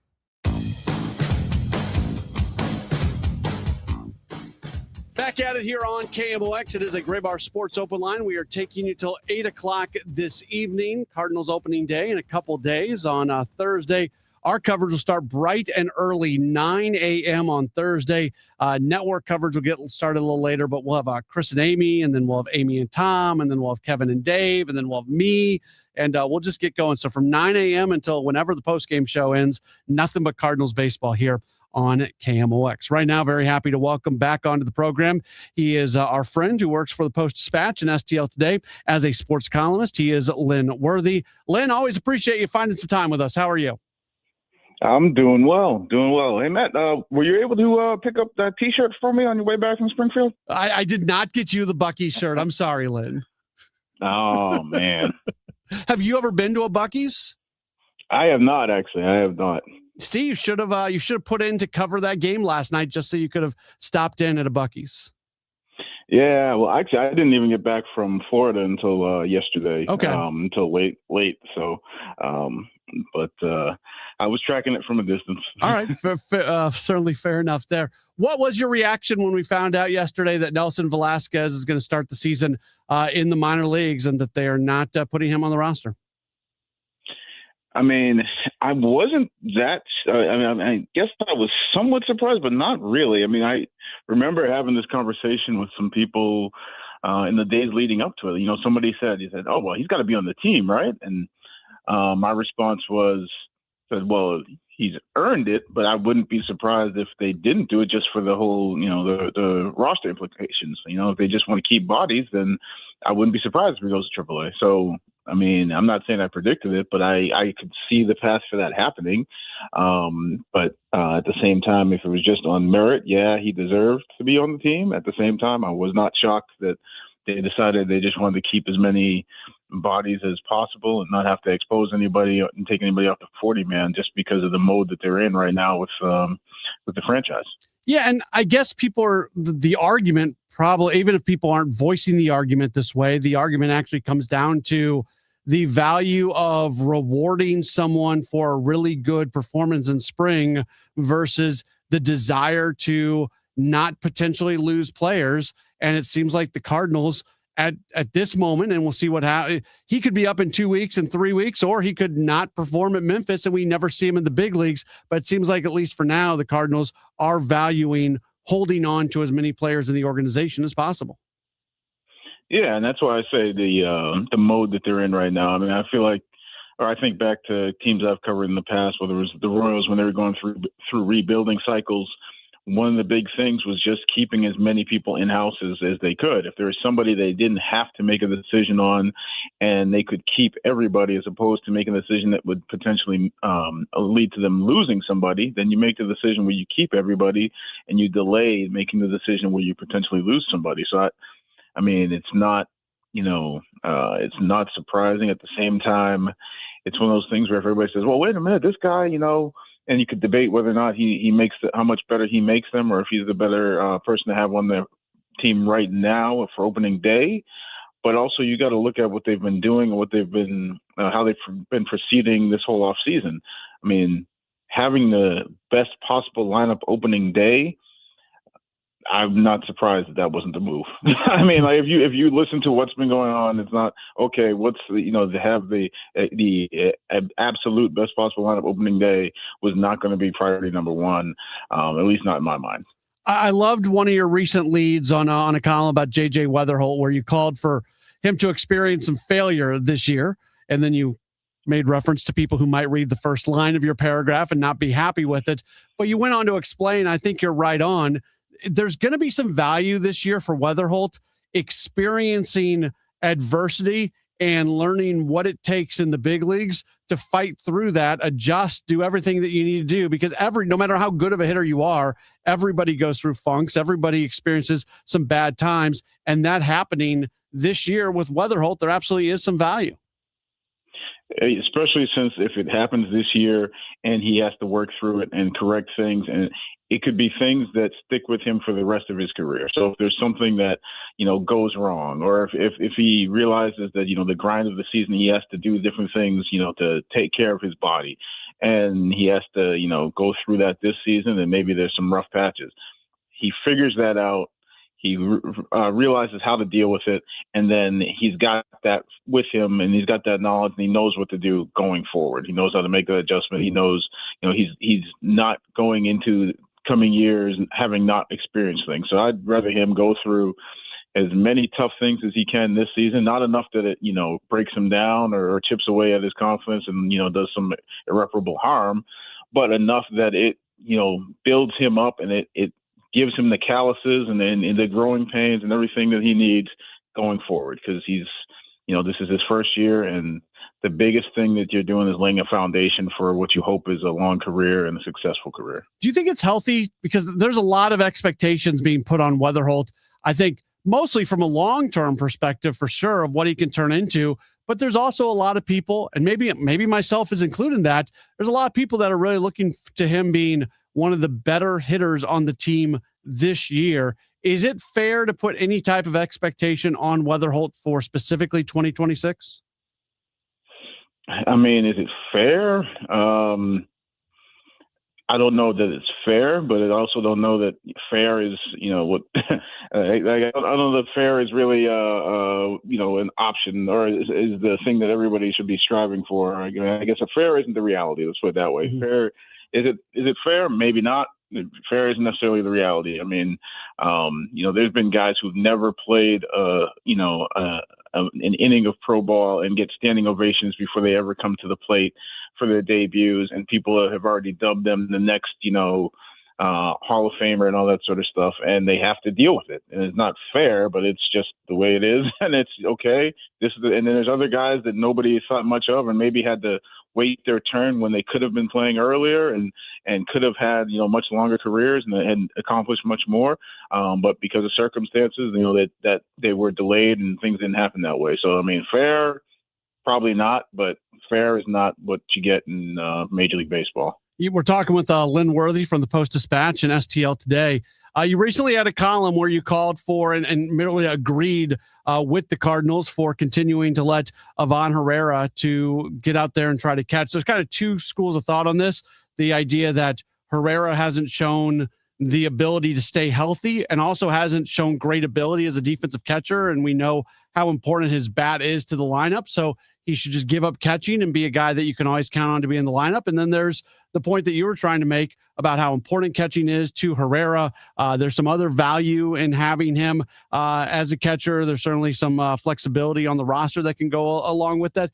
Can you speak a little bit more? Because I think we all know Herrera's bat is really, really important. And that does seem to be the argument against him continuing to go out there and attempt to catch. Yeah, I mean, so it's the argument against in some ways, but also I feel like that's a flawed argument. And even, in that column, like Ollie pointed out, I mean, it's not as though he's only been banged up because he's been catching. He was banged up running the bases. He was, and as Ollie pointed out, in the outfield, which I had to go back and remember that he didn't really play that many games in the outfield. And I had to go back and look it up because, we saw him in the outfield, but we also saw a lot of DH even after he got out there for, I think it was like 3 or 4 games. And then you just saw almost all DH. And I don't remember them saying, I mean, obviously he didn't go on the IL, but I don't remember them saying it was necessarily that he was banged up. But when I raised the question to Ollie, he mentioned, he got banged up playing the outfield. So I think that's more of an overall health thing than a catching thing to say, well, we need to keep his bat in the lineup. Well, if he's going to get hurt running the base, if he's going to get hurt, in the outfield, if he's going to get hurt, just period. If he's one of those guys who's just going to be hurt, then it doesn't matter what position you've got him at, because then you won't have his bat if he's going to be hurt. And as far as just having him at that position, I mean, there is value, especially they seem to think that there's value in having him have that offense from the catcher position. It also doesn't lock down that DH spot. And for me, especially right now, where you're trying to get at bats for different guys, you're trying to get different guys in the lineup and see what you've got with some guys, and you only have so many positions, having somebody clog up that DH spot, eliminates some of that flexibility. And if you have this, they're sort of right now working with this 3-catcher system. To me, that maybe there's a way that plays into the future where everybody says, well, what about these catchers you got coming? Well, first of all, you don't know what these guys are going to be, and everybody can look at the prospect rankings and say, well, these guys are rated real high. So yeah, and a couple of years ago, Ivan Herrera was the guy who was rated real high, and now you guys all want to move him off catcher. So, but if they found a way where you're actually getting time for these 3 catchers, if one of these 3 isn't here, and then it's Crooks or it's Bernal or somebody else, then you found a way where you can still utilize 3 guys and not have somebody who's just there, sitting on the bench, where you're keeping bats in the lineup and you're utilizing these 3. So, and above all, this is the year to figure that stuff out. Like maybe it doesn't work, maybe you realize you have to pivot off of that, but this is the year to figure it out, because you're not. This is not like, it's championship or bust. It's like, no, this is the year where you've already told everybody we're going to sort through these things. So sort through it. Final thing for you, and I know you've certainly experienced a good number of Cardinal opening days since you first started covering the team a few years ago. Just the pageantry of it all. Is there anything about Cardinals opening day that you especially enjoy being able to see and experience? I guess it's a combination of seeing, a lot of the Red Jacket guys be here and see just how much, they represent the history of the franchise and them interacting with the current guys, and also just seeing the way the fans take to opening day. I mean, because I've been to opening day in a couple other places too, but the first one here, just the atmosphere, the fact that people were so passionate about it. It's basically a holiday, and it's, families, fans, everybody who just comes out and they just want to be at the ballpark that day. They want to be there for, the Clydesdales. They want to be there for the motorcade going around with the red jacket guys. They want to, everybody wants to be out there early. I mean, how early the traffic was crazy for that first opening day still kind of caught me off guard. So I think it's a combination of seeing those guys come back and then also seeing just how much people get excited for the start of baseball season in this baseball city. He is Lynn Worthy, columnist with the Post-Dispatch and STL Today, has been down in Florida here for the last few weeks and does a great job, and you should be reading him all the time. Lynn, thanks so much for the time. We'll see you on Thursday. Thank you. All right, that's Lynn Worthy joining us on the program. We'll shift gears to talk some hockey with Hockey Amy. Amy Markscourse joins us next. It's a Graybar Sports Open Line on KMOX. Thursday. It's opening day. Wear your red and celebrate with us live from Kegs and Eggs at Cardinals Nation inside Ballpark Village. Join us for exclusive opening day coverage presented by Budweiser, Dirt Cheap, and Rally House. Chris and Amy get things started at 9 a.m., followed by Ronji and Ackerman at 11, and Glover and Wheeler taking over at noon. From special guests to Cardinals alumni, we've got everything you need to kick off the season. On opening day. With the voice of the Cardinals, KMOX. You can feel the Clydesdales circling the field. Hear the stands come alive. Smell the hot dogs, the popcorn, and cold beer in the air. See the crowd rise as the first pitch hits the glove. And just like that, a new season begins. The countdown is on until opening day, and tickets start at just $49. Don't miss St. Louis's favorite holiday. Get your tickets at cardinals.com/opening day. Swings, and it's a high fly ball. That's hit deep. It's a gutter! It's a gutter! And a game winner! Start the season in style on Saturday, March 28th. The Cardinals welcome the Tampa Bay Rays for a spring showdown downtown. That day, you can score a lightweight Cardinals pullover, a navy blue look built for early season nights and easy everyday wear. Comfortable, classic, and ready for cool evenings at the ballpark. It's a layer you'll reach for all season long. Get tickets and details at cardinals.com/promotions. If snow and cold has you thinking spring, why don't you do something constructive and call Chesterfield Fence and Deck? Let this be the year that you have that beautiful outdoor space that you've always wanted. Whether you're talking about a new deck, a patio, a pergola, they do all of it. And of course, fences as well, sunrooms, screen rooms. You can visit their beautiful showroom in the Chesterfield Valley. Chesterfield Fence and Deck is the sign you have the very best since 1968. All of their products are guaranteed by a 5-year labor warranty, comprehensive material warranties provided. They have an A+ rating with the Better Business Bureau. Now, if you're looking for the rock bottom cheapest price, Chesterfield Fence and Deck is not it. What they are is the company that guarantees their work and has been doing great work for 57 years. Quality work that will last for a long, long time. So you can enjoy your outdoor space for years to come. If you mention me, Debbie Monterey, they'll offer you 48 months interest-free financing. ChesterfieldFence.com.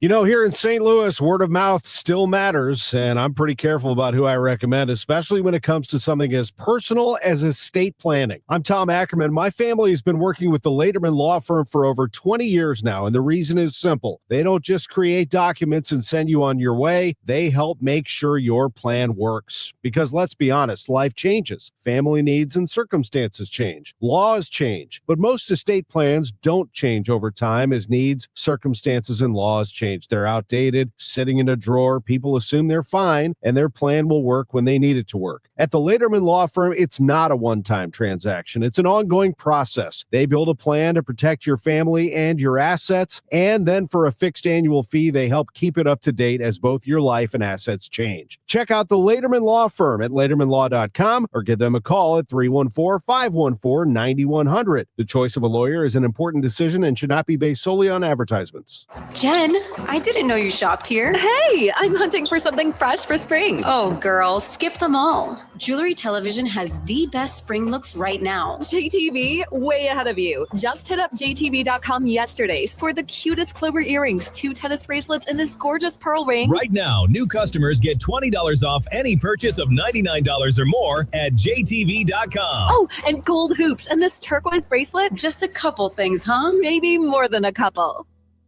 Staples presents That Was Easy. So I opened a restaurant and needed everything. Menus, signage, catering brochures. Everything and then some. I went to Staples. They printed it all and even suggested takeout menus. One money pit with a side of fries. But now at Staples, you get up to $125 off custom print orders. $125 off. Now you're cooking. Brand your business in a big way at Staples.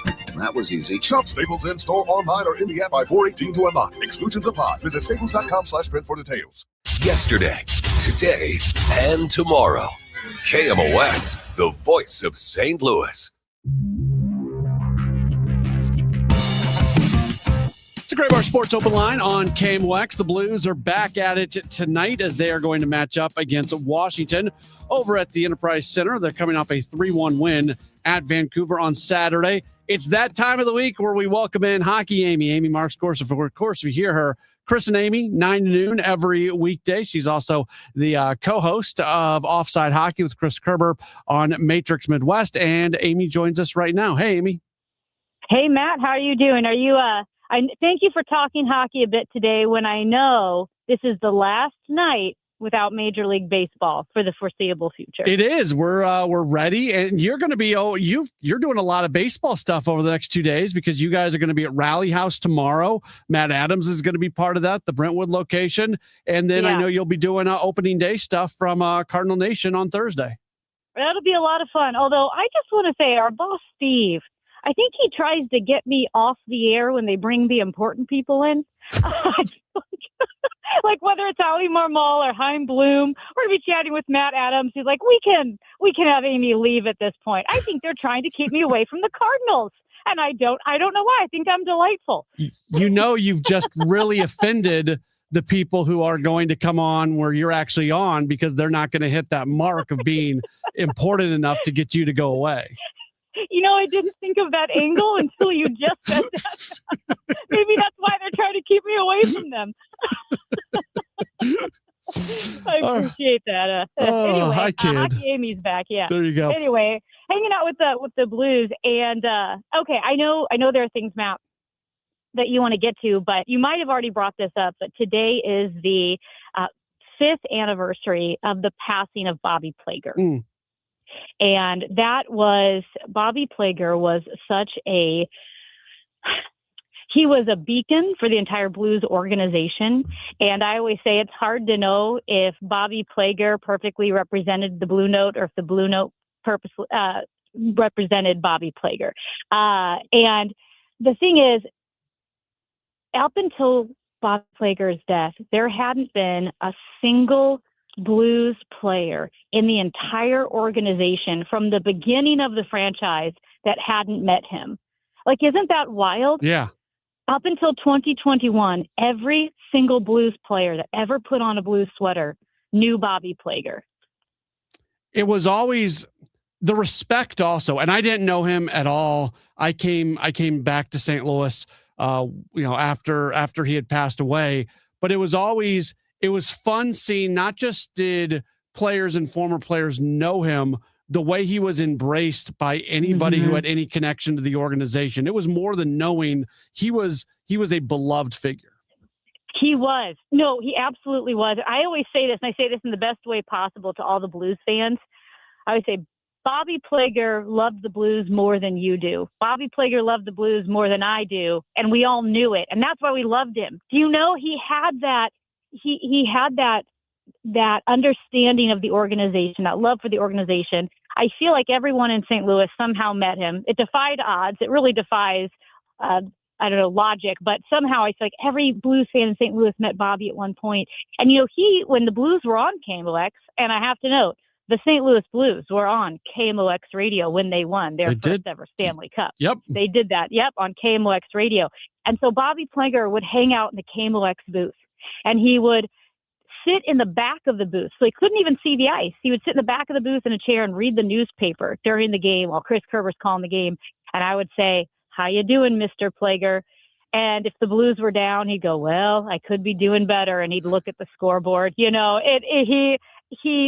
lived and breathed St. Louis Blues hockey. And that night when they raised his number 5 to the rafters and they brought down his brother Barkley Plagger's number halfway down from the rafters to meet Bobby, and then they went up together playing Band of Brothers, the music in the background. Oh, it wasn't a dry eye in the house. It doesn't seem like it's been and I wasn't even living in St. Louis at the time, but I vividly remember when that occurred. It doesn't seem like it's been 5 years. No, it's kind of, maybe it was COVID and the black hole of time that COVID was, but it's been 7 years since the Blues won the Cup, and it's been 5 years since Bobby Plagger died. I mean, this is a different team. This is a different look for the organization. It's a new era. It's a different era, and that's kind of hard for me to grasp. Maybe because you went from the high of the Blues winning the Cup into the Weirdsville that was the COVID years. They won in the summer of 19, and by the spring of 2020, everything shut down. Which, by the way, I know this is no need to beat a dead horse, but I really think the Blues would have contended for a second Stanley Cup, and I would have put my money that they would have won 2 in a row. I know that's a huge if, but man, they were good. That was their window. And Matt, those windows are small, and you have to strike while the iron's hot. And they also got messed over by the fact that the cap didn't go up as much. So all these guys get their raises that go along with championship teams. You always kind of give those guys a bump. And then all of a sudden, COVID happens, revenue goes down, cap doesn't go up, and they're still in cap hell. Yeah. Yeah, it's really wild. And of course, everyone's talking about the no trade clauses that we've got for this core with Robert Thomas and Jordan Kyrou and Pavel Buchnevich and, $8 million. And that's through 31, I think those contracts are. Now, the salary cap with the new CBA is going to go up. And now we're jumping ahead 5, 6, 7 years. But Matt, they're talking that the NHL may have a salary cap flirting with $130 million by 2030 something. Do you think Tom Stillman would go to the cap on that? I know. That's a great question. It's such a jump because what are they at now, in the 90s? What are they sounds at? Right. Yeah, like 96 or something. I got to look. I'm blanking here, but it is $95.5 million. Yeah, I was going to say 96, 95.5. That's a huge jump. Yeah. And I don't know necessarily that all the teams would go up to that cap. I do think the Blues they'd be spenders. I think so, because historically they have been. It's just the cap has been a bit lower. But yeah, it will be interesting to see how the league evolves. And right now, as we look at this playoff push for so many teams, and the Blues effectively are not going to be in the playoffs. I know they're not mathematically eliminated, but you've got to focus on the young guys that we have. I really had fun watching Dalibor Dvorsky and Jimmy Snuggerud, and that Snuggerud-Holloway-Thomas line. They're still together tonight. They've been together for a hot minute, and they are playing really well. If you look at, take plus minus for what it's worth. It really only counts when it's notable, like maybe you're at plus 20. The plus minus for the NHL for the month of March, 4 of the top 7 are Blues. And 3 of those Blues are Holloway, Thomas, and Snuggerud. The other one's Cam Fowler. And so that line is really taken off. And I think Thomas is like plus 15, plus 16. And that's noticeable. So in the month of March, that line has really been good. So what you're saying is there's actually a very legitimate chance here that Saturday's win against Vancouver was first of a 14-game win streak to finish out the year, and they'll be in the playoffs. That's exactly what you should pull from that. Okay. You know what's really funny? Craig Conroy, former Blue GM of the Calgary Flames, he was talking about all these teams are within 6, 7, 8 points of the playoffs. But that is almost insurmountable. He said they recently, when was it? They went on a 9-1 streak. The Calgary Flames won 9 out of 10 games. They jumped one team. One team is all they jumped. And so I do think you're looking at a relatively insurmountable climb, but players are competitors, and they're fierce competitors. And I think not only do you have that, they're athletes that want to win games. I think there's young guys that, I don't want to say they're viewing it as a tryout, but kind of, right? Trying to show what they can do, say, hey, I want to establish who I am going into training camp next season. She is Amy Marks, of course. Again, listen to her every day, 9 to noon. Chris and Amy, Offside Hockey on Matrix Midwest with Chris Kerber. Tomorrow, get out to the Rally House there in Brentwood. Then on Thursday, get out to Cardinals Nation inside Ballpark Village, and you can meet Amy if you would like to. Amy, thank you so much for the time, and we'll talk again next week. I don't know if we'll talk next week. We have Cardinals now. Your visits are now going to be, we're going to have to figure that out here moving forward. Tossing me to the side like an old glove. Like a person who is talking to you in the second hour of a program, right? That's right. Hey. I'm kidding. I kid. Hey. All right. Thanks, Amy. Thanks, Matt. Yep. Bye-bye. That's Amy Marks, of course, joining us on the program. We always appreciate her spending some time with us. Tuesdays at 6:35. That's going to be tough. Tuesday is a busy night across Major League Baseball. Tuesdays and Saturdays are the nights that most weeks every team is playing across Major League Baseball. So there's not a lot of Blues season left, but we like talking with Amy. We might have to move some things around. That's what you do. This week we will only be preempted one more time. That's going to be on Thursday for opening day, off day on Friday. So we'll be back with a normal 2-hour, 6 to 8 o'clock program coming up on Friday. All right, we'll take a break. And when we come back, we'll wrap up hour number 1. Hour number 2 of the program, we're going to really dive into the outfield situation for the Cardinals. So that's going to be coming up. We're also going to talk some Illini basketball. We got a lot to do. It's Graybar Sports Open Line right here on KMOX.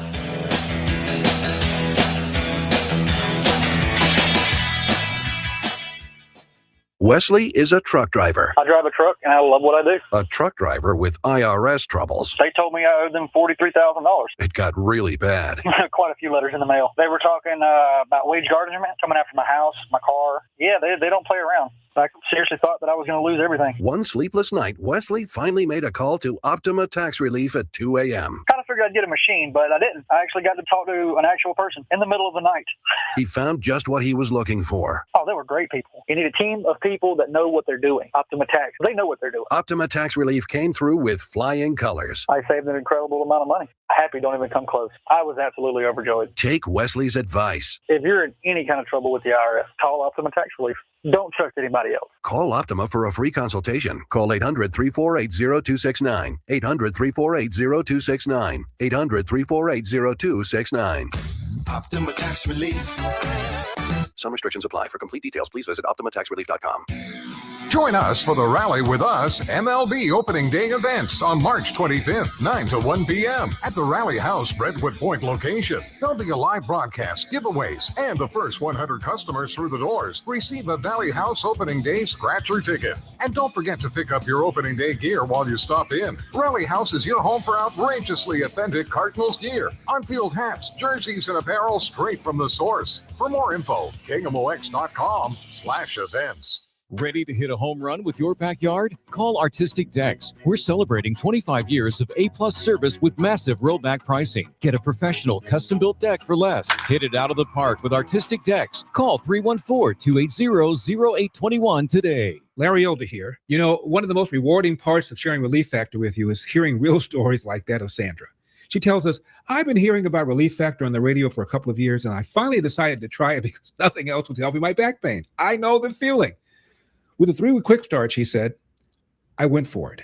Now I feel like a new person. That's Sandra's own words, and it's so gratifying to hear. I've told you about my brother Kirk having difficulty going up and down the stairs in the morning. He wouldn't listen to me. I told him to take Relief Factor. He finally did. Began moving better, feeling stronger. Too bad he didn't listen earlier. Try it for yourself. The 3-week quick start.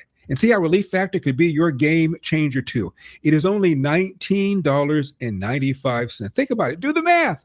Less than $1 a day. So call 800-4RELIEF. That's 800-4RELIEF, or go to relieffactor.com. All one word, relieffactor.com. How will it feel to be out of pain? 800-4RELIEF, relieffactor.com. Baseball is here, and for this baseball season, FanDuel is letting you choose your own reward for opening week. It's a betting customization that transforms how you experience the game. Make your choice, and the reward will be ready to use on your next MLB bet. FanDuel, as you may or may not know, is the home of home runs, and In fact, I like Juan Soto, 37.5 for the season. I'm kind of feeling like you might go over that. So if you're ready to play your game, this is the time to do it with FanDuel. FanDuel.com/Missouri. That's FanDuel.com/Missouri to choose your reward for MLB's opening week. FanDuel is an official partner of MLB. Must be 21 or over and present in Missouri. Opt-in required. Rewards are non-withdrawable. Restrictions apply, including bonus and token expiration, leg requirements, and max wager amount. See terms at sportsbook.fanduel.com.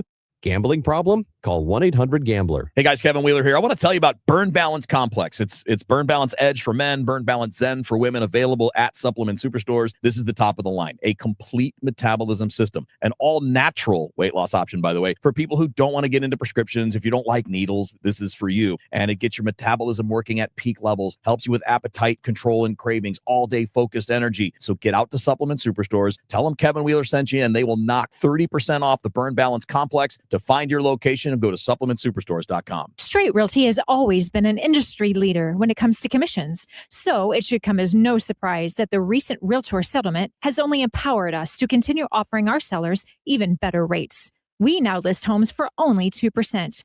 Hi, I'm Christina Straight, owner of Straight Realty. Call me, 314-441-4444. Why pay more than 2? You can also listen to my podcast on my website, straightrealty.com. Commissions are not regulated and are negotiable. Straight Realty is a licensed broker in the state of Missouri.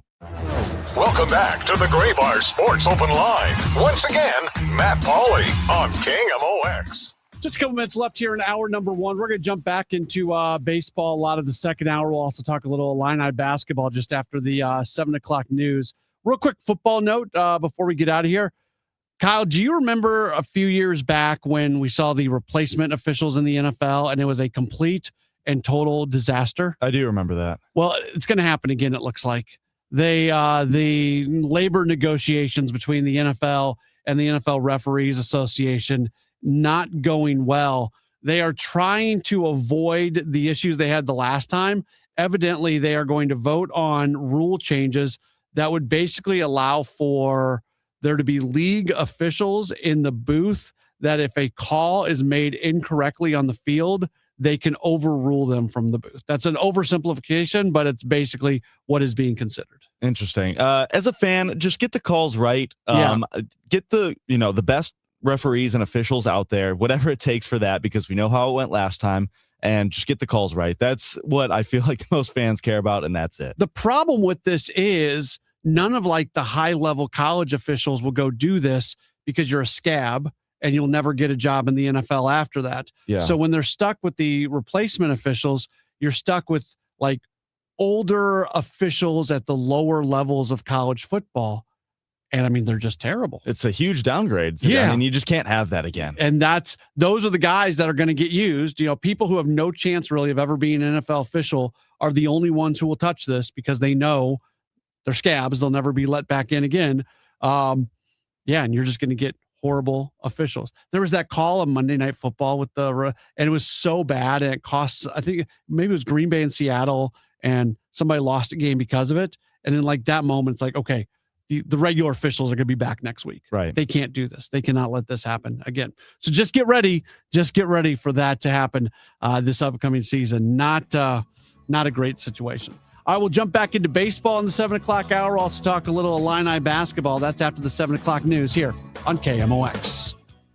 Time now for today's Spotlight on Tech, sponsored by Wesley Financial. Elon Musk is reportedly considering an early entry listing for SpaceX on the NASDAQ 100 index. Reuters reports that SpaceX is eligible for an early entry listing with the NASDAQ, which requires a company's market cap to rank among the top 40 companies already in the index. And SpaceX is currently valued at more than $1.5 trillion on the private market, easily meeting that guideline. I'm Jason Brooks. My name is Whitney Allen, and I'm a widow. My husband, Ryan, died. We never thought we'd ever have to use life insurance, but the unexpected happened. With Ethos, signing up was fast and 100% online. You can get a quote in seconds, apply in minutes, and get same-day coverage. No medical exams, and you can get up to $3 million worth of coverage. I'm grateful we were prepared. Get your free quote at ethos.com/radio. That's ethos.com/radio. Paid spokesperson. Time spent on application may vary. Online health questions required. Okay, I have some really good news. While we do have the 0% a lot, we do have it on our regular products because you will be unbelievably shocked, especially if you call me and I'll give you the straight up scoop on how much money you can actually save by if you spent $20,000 versus $10,000 on a system. The difference could be as little as, I don't know, let's just say, not to exaggerate, 5 cents. So be careful out there, and always remember your energy savings is based on your house. It is not based on the equipment. So common sense advice and help and guidance. Again, call me, Bart Inman, one easy number, Missouri and Illinois. The easiest, 314-293-2600. Again, one easy number, Missouri and Illinois, 314-293-2600. Or on the internet, that is bartinman.com. That is Bart with a B, Inman with an I.com. God bless. Just hearing the word IRS can make people break out in a cold sweat. No one wants to deal with the IRS, and now you don't have to. The good news is Legal Tax Defense has been successfully negotiating with the IRS for more than 15 years. It doesn't matter how much you owe, whether it's $5,000 or $5 million. You deserve the best in the business on your side, and that is Legal Tax Defense. Even if you're working with someone else and just want a second opinion, there is no cost or obligation to call. They can prevent levies, liens, wage garnishments, even file back tax returns. And the best news about Legal Tax Defense is they won't take your case unless they know they will reduce or eliminate your tax debt. Call Legal Tax Defense right now for a free no-risk consultation. 800-323-8922. 800-323-8922. You have nothing to lose but everything to gain. 800-323-8922. The trusted voice of St. Louis. KMOX AM St. Louis. KMOX FM Hazelwood. Always live on the free Odyssey app. This is CBS News on the Hour, your home for original reporting. I'm Jennifer Kuiper. Congress may be closing in on a deal that would end those long security lines at America's airports. But for now, TSA officers are still not getting paid, and many are still not showing up for work as a result. More from CBS's Chris Van Cleve. Another day of soul-crushingly long lines at Houston Bush Airport. Wait times often longer than the flights that people were at risk of missing. It's crazy. I won't be flying for a long time. They got to get it together. Even as ICE agents were assigned to 14 airports to help with staffing shortages, patience is wearing thin with some travelers. Federal investigators looking into the deadly collision between an Air Canada jet and a fire truck at New York's LaGuardia Airport are reviewing the cockpit voice recorder and the actions inside the control tower. NTSB investigators want to know if the two people in the fire truck heard the last-second warnings from the control tower to stop before pulling into the path of the plane. NTSB Chair Jennifer Homendy said the air traffic control system needs to be better. Controllers should have all the information and the tools to do their job. This is 2026. The NTSB also confirmed 2 air traffic controllers were on duty at the time of the crash, calling it standard staffing for the overnight shift. That's CBS's Tom Hansen. Senate Republicans say they've presented an offer to Democrats to end the partial government shutdown. CBS's Nicole Killian. Senate Majority Leader John Thune says an offer has been made to Democrats to fund the Department of Homeland Security. The GOP has proposed restoring most of the agency's funding, but splitting off portions of ICE that deal with enforcement and removal operations. Minority Leader Chuck Schumer told reporters Democrats are responding to the offer, while Senator Patty Murray, a top Democratic appropriator, said the offer did not address some of the reforms Democrats were seeking. Nicole Killian, CBS News, Washington. The U.S. and Iran may be moving closer to formal talks to end the conflict. CBS's Ed O'Keefe has more on President Trump's response. Wouldn't really get into the specifics of who exactly they're speaking with, but suggested that his son-in-law, Jared Kushner, his top envoy, Steve Witkoff, the vice president, the secretary of state, and eventually the president himself would be involved in the conversations. The Israeli military says that it is striking targets in the Iranian capital, Tehran, shortly after it announced a salvo of missiles had been fired towards Israel by Iran. Republican Mark Wayne Mullen has been sworn in as the new Secretary of Homeland Security, replacing Kristi Noem. During a swearing-in ceremony in the Oval Office, Mullen made a pledge. No one's going to outwork me, and I'm not going to let any of them outwork me. The president has entrusted me with this, and failure is not an option. Danish election results show indecisive outcome as that leaves the prime minister's future unclear. This is CBS News. Go to the ends of the earth, half a world away. Reach for the stars. If I take time to think, they might go get Brad. On CBS, Sunday morning.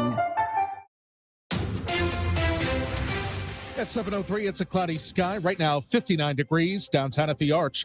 For years, the St. Louis County Executive and County Council have been at odds over many issues. The latest, the budget deficit.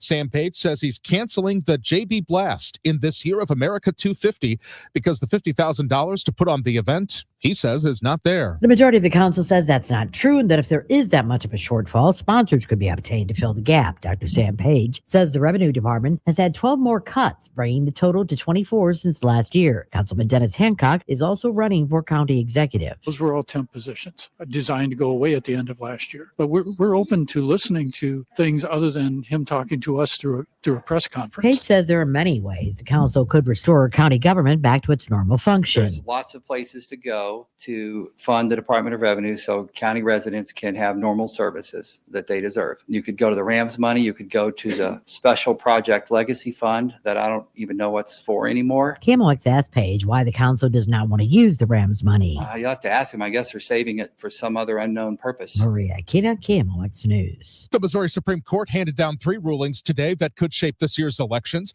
The court upheld lawmakers' authority to redraw congressional maps mid-decade, a major win for Republicans who pushed through a new Kansas City area map last year under pressure from the president. The court also left a photo ID voting requirement intact, but in a split decision, it struck down portions of a 2022 law that restricted voter registration and absentee ballot research by civic groups.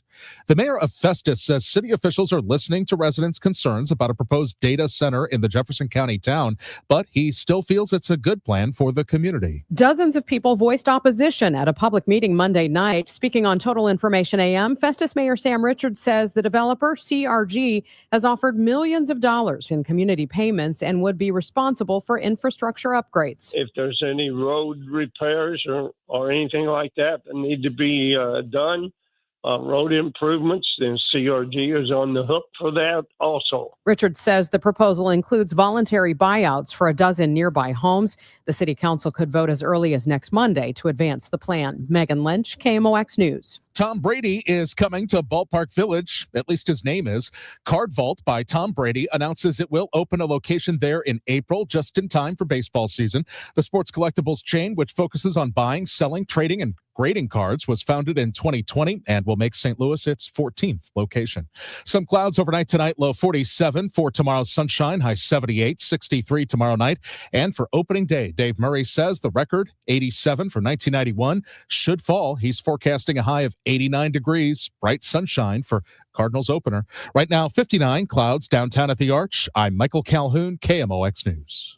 Welcome back to the Graybar Sports Open Line. Once again, Matt Pauley on KMOX.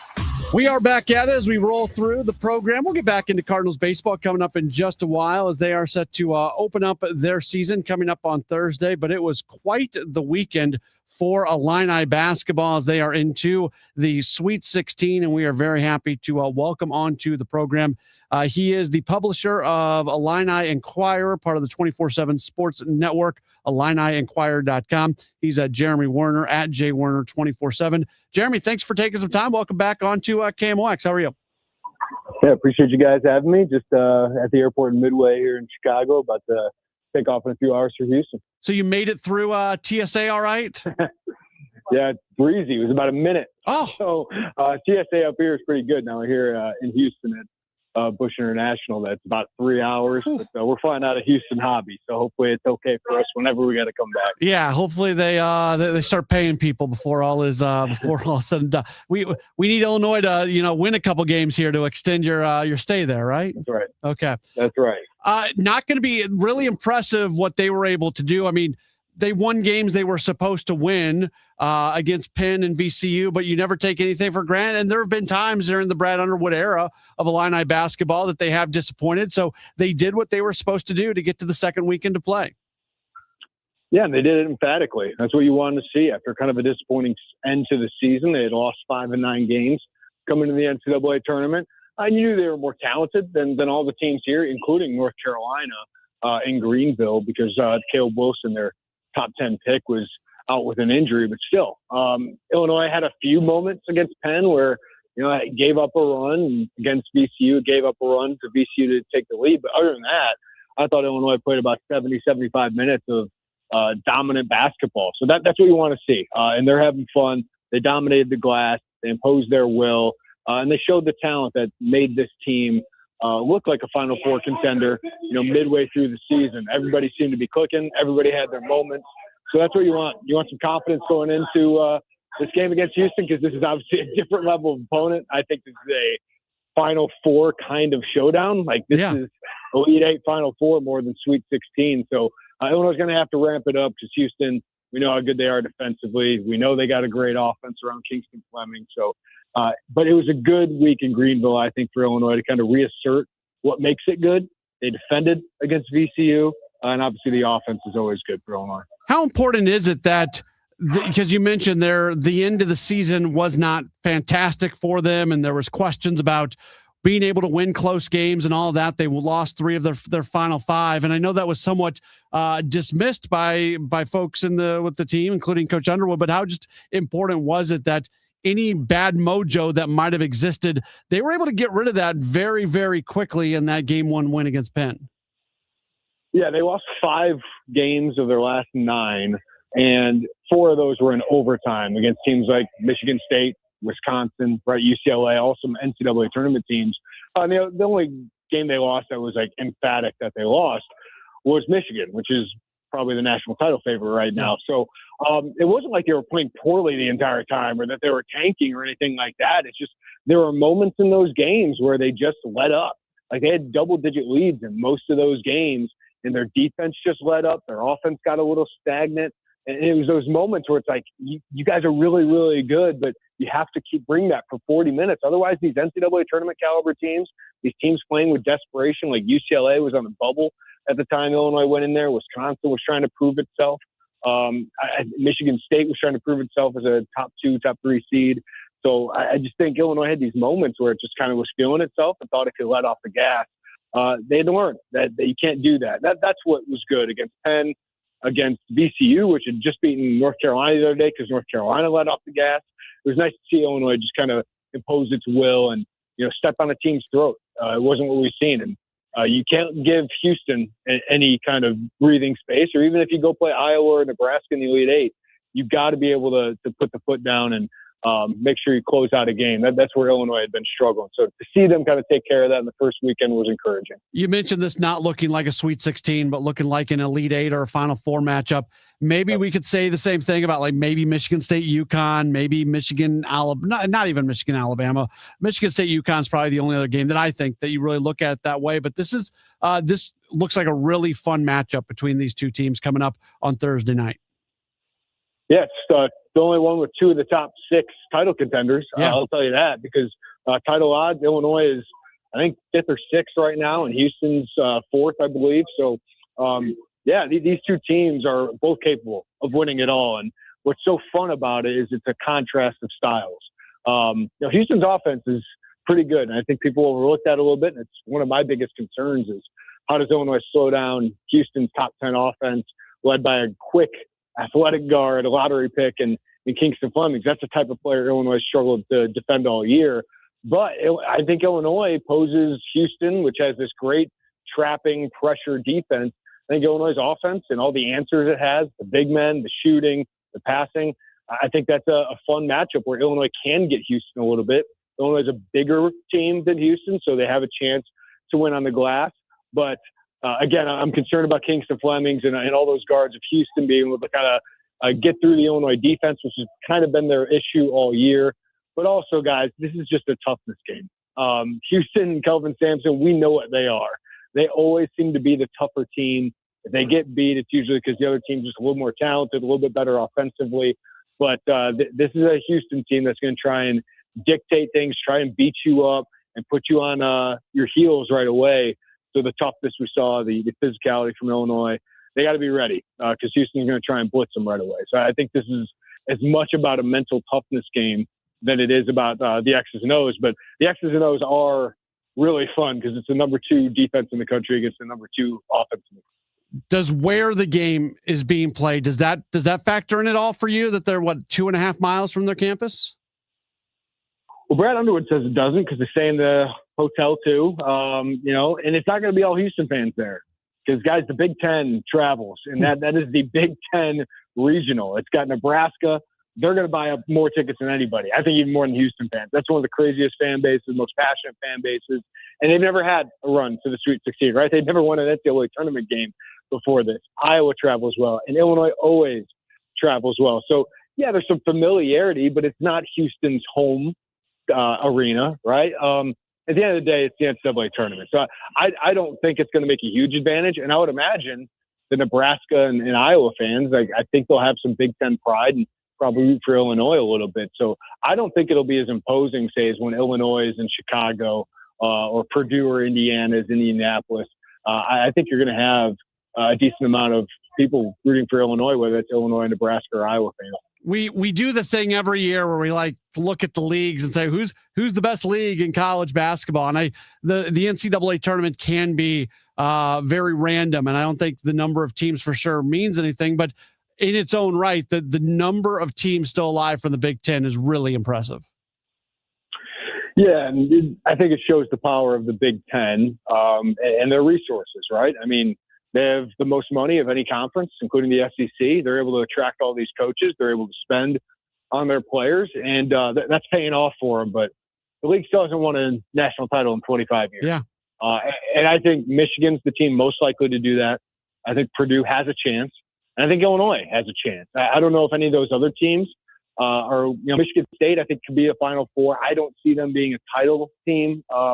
But you never count out Tom Izzo. I just don't think they have as much talent as those really, really top teams in the country.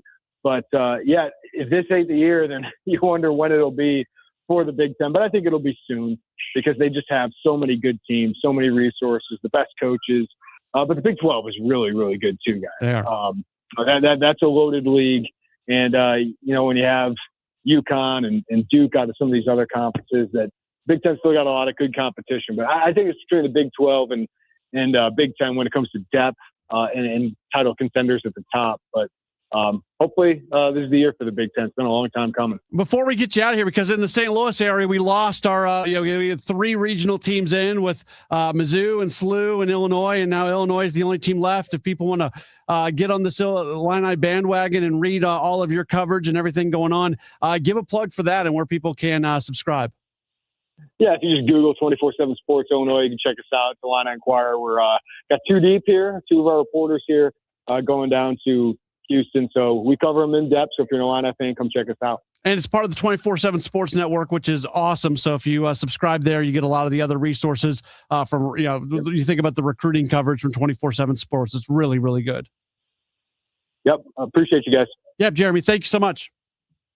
That's Jeremy Warner joining us on the program, publisher, Illini Inquirer, and you can follow along with him on Twitter at jwarner247.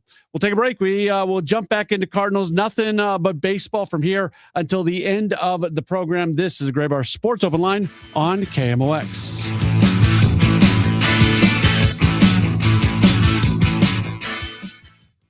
Inflation is squeezing budgets, and global events can shake markets overnight. If you're close to retirement, this is not the time for, I hope this works out.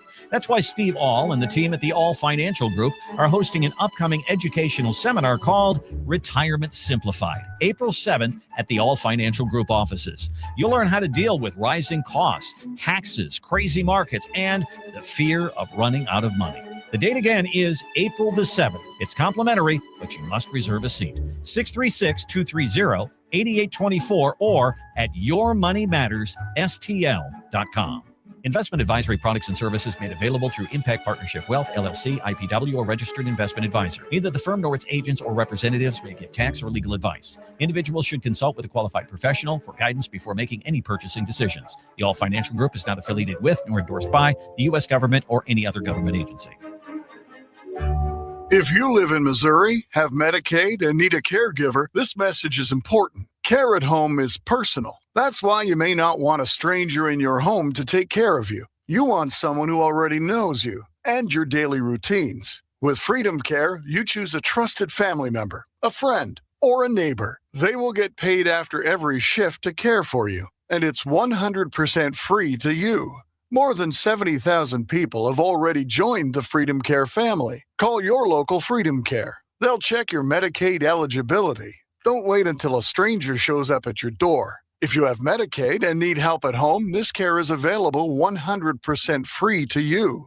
Call Freedom Care now to see if you qualify. 314-907-0892. 314-907-0892. That's 314-907-0892. Freedom Care, we're here for you.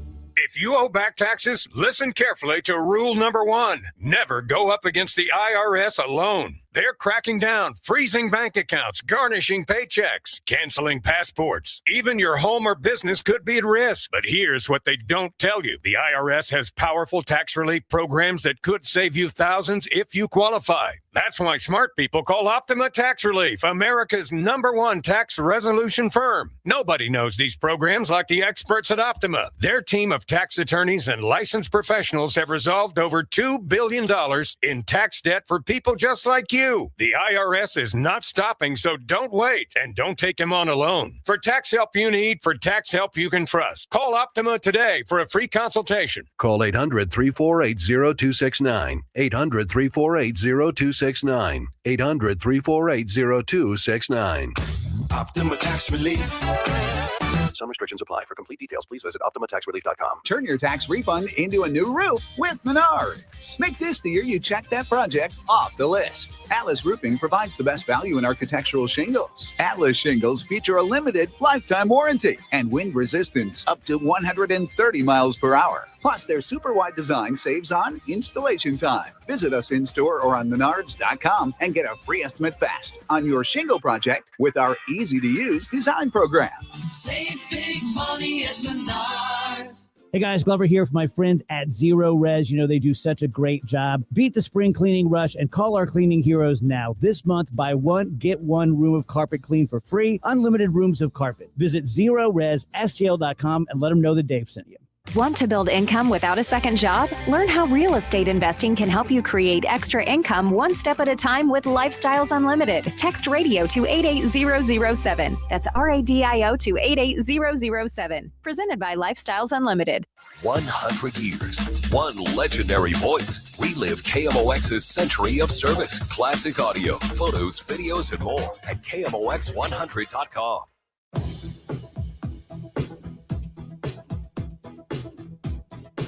We are back at it. It's a Graybar Sports Open Line right here on KMOX. My name is Matt Pauley, taking you until 8 o'clock. Coming up in our next segment, I'm breaking one of my own rules. I have rules that I generally like to stick by, but I'm actually breaking one of my own rules. Generally, when it's like press conference scrum type audio, I put like a 24-hour shelf life on it, and the old 24-hour news cycle. So generally speaking, if audio is from a press conference that's more than 24 hours old, I'm not going to play it on this program. That being said, I am breaking my own rule today, partly because we did not have a Sports Open Line last night because we had the Cardinals game against the Cardinals last night in Springfield.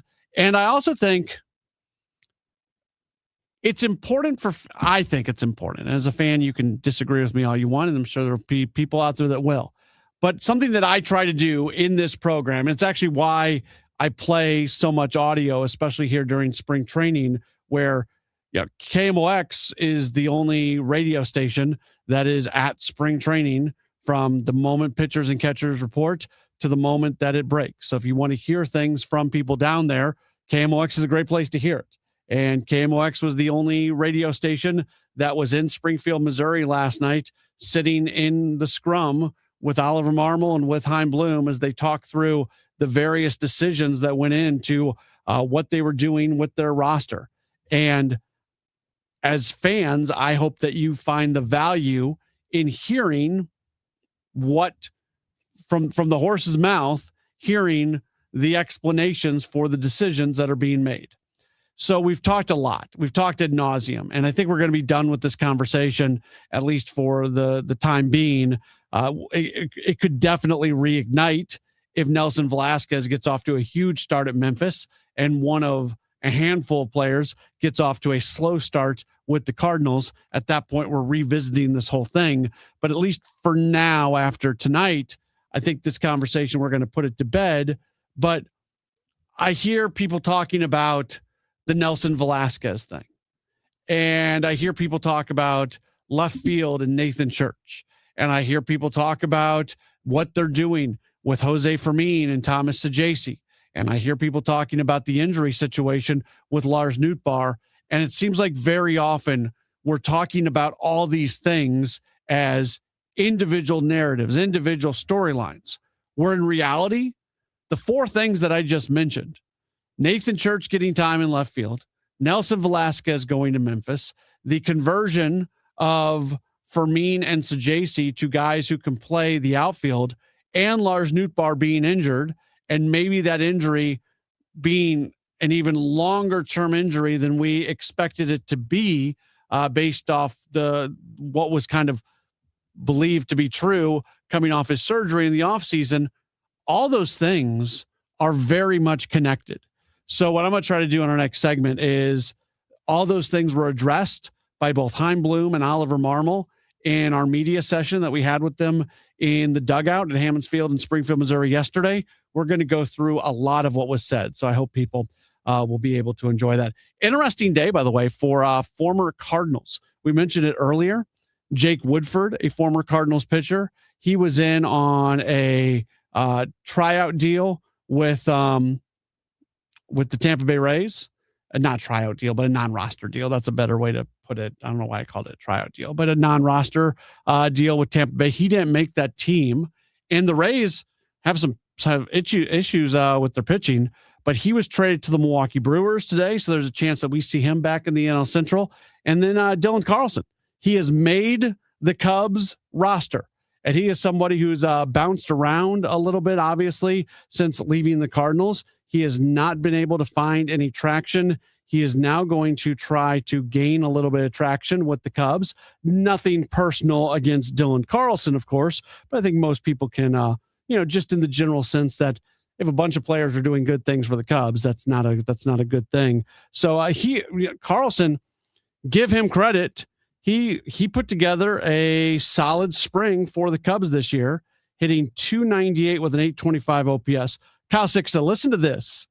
Here is Dylan Carlson's. Let's see, how far back do we want to go? We can go back forever. It doesn't matter. Just some of his recent spring trainings. This year with the Cubs, .298 average, .825 OPS. Last year with Baltimore, .321 average, a +1,000 OPS.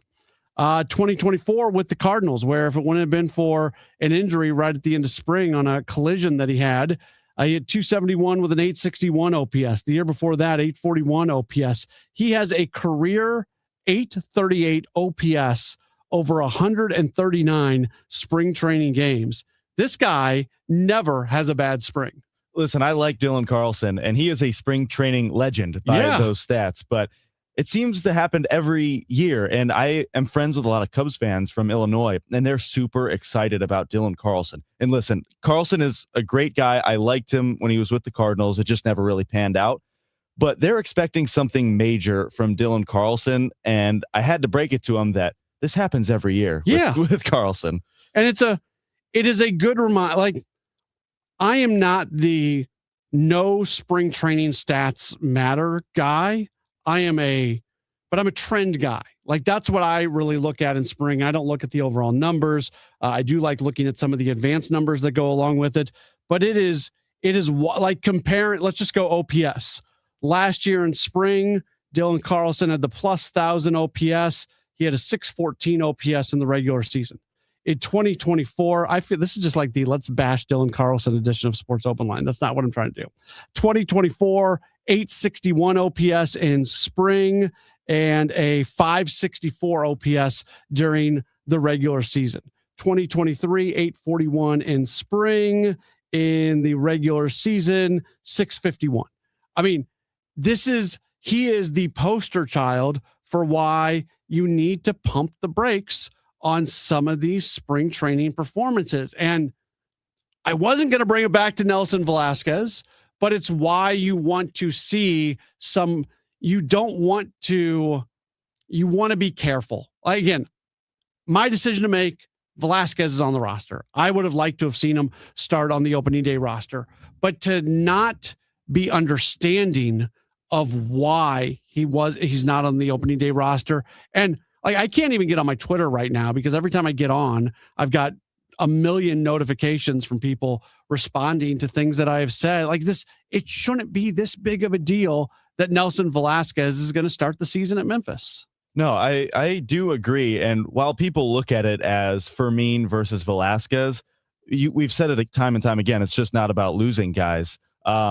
If Velasquez starts off well in Memphis and he keeps hitting homers and the Cardinals aren't hitting homers, it's not hard to bring him on the roster. No, it's not. And I will look, I hold my hand up for people listening on the stream. I will move to the video I hold my hand up.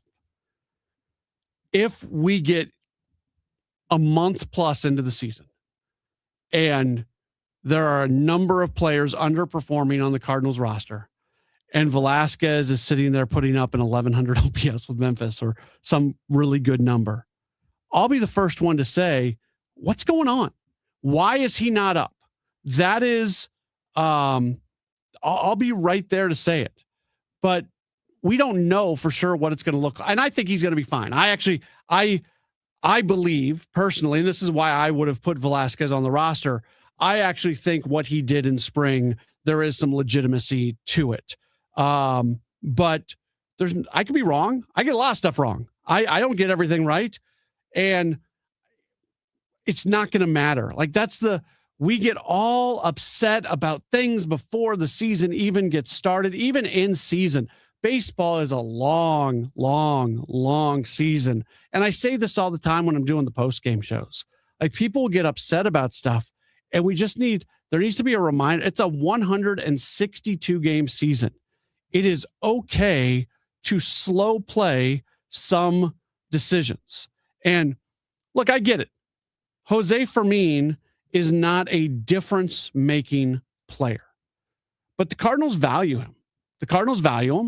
And the thing that they are trying to avoid is losing Fermin and then Velasquez at not actually being real, what he did in spring. And all of a sudden you're out two players. That's what they are trying to avoid. And I do think there is some logic that goes along with that. I don't think that is a crazy thought. And last year, limited action, Fermin did not play a lot during the regular season.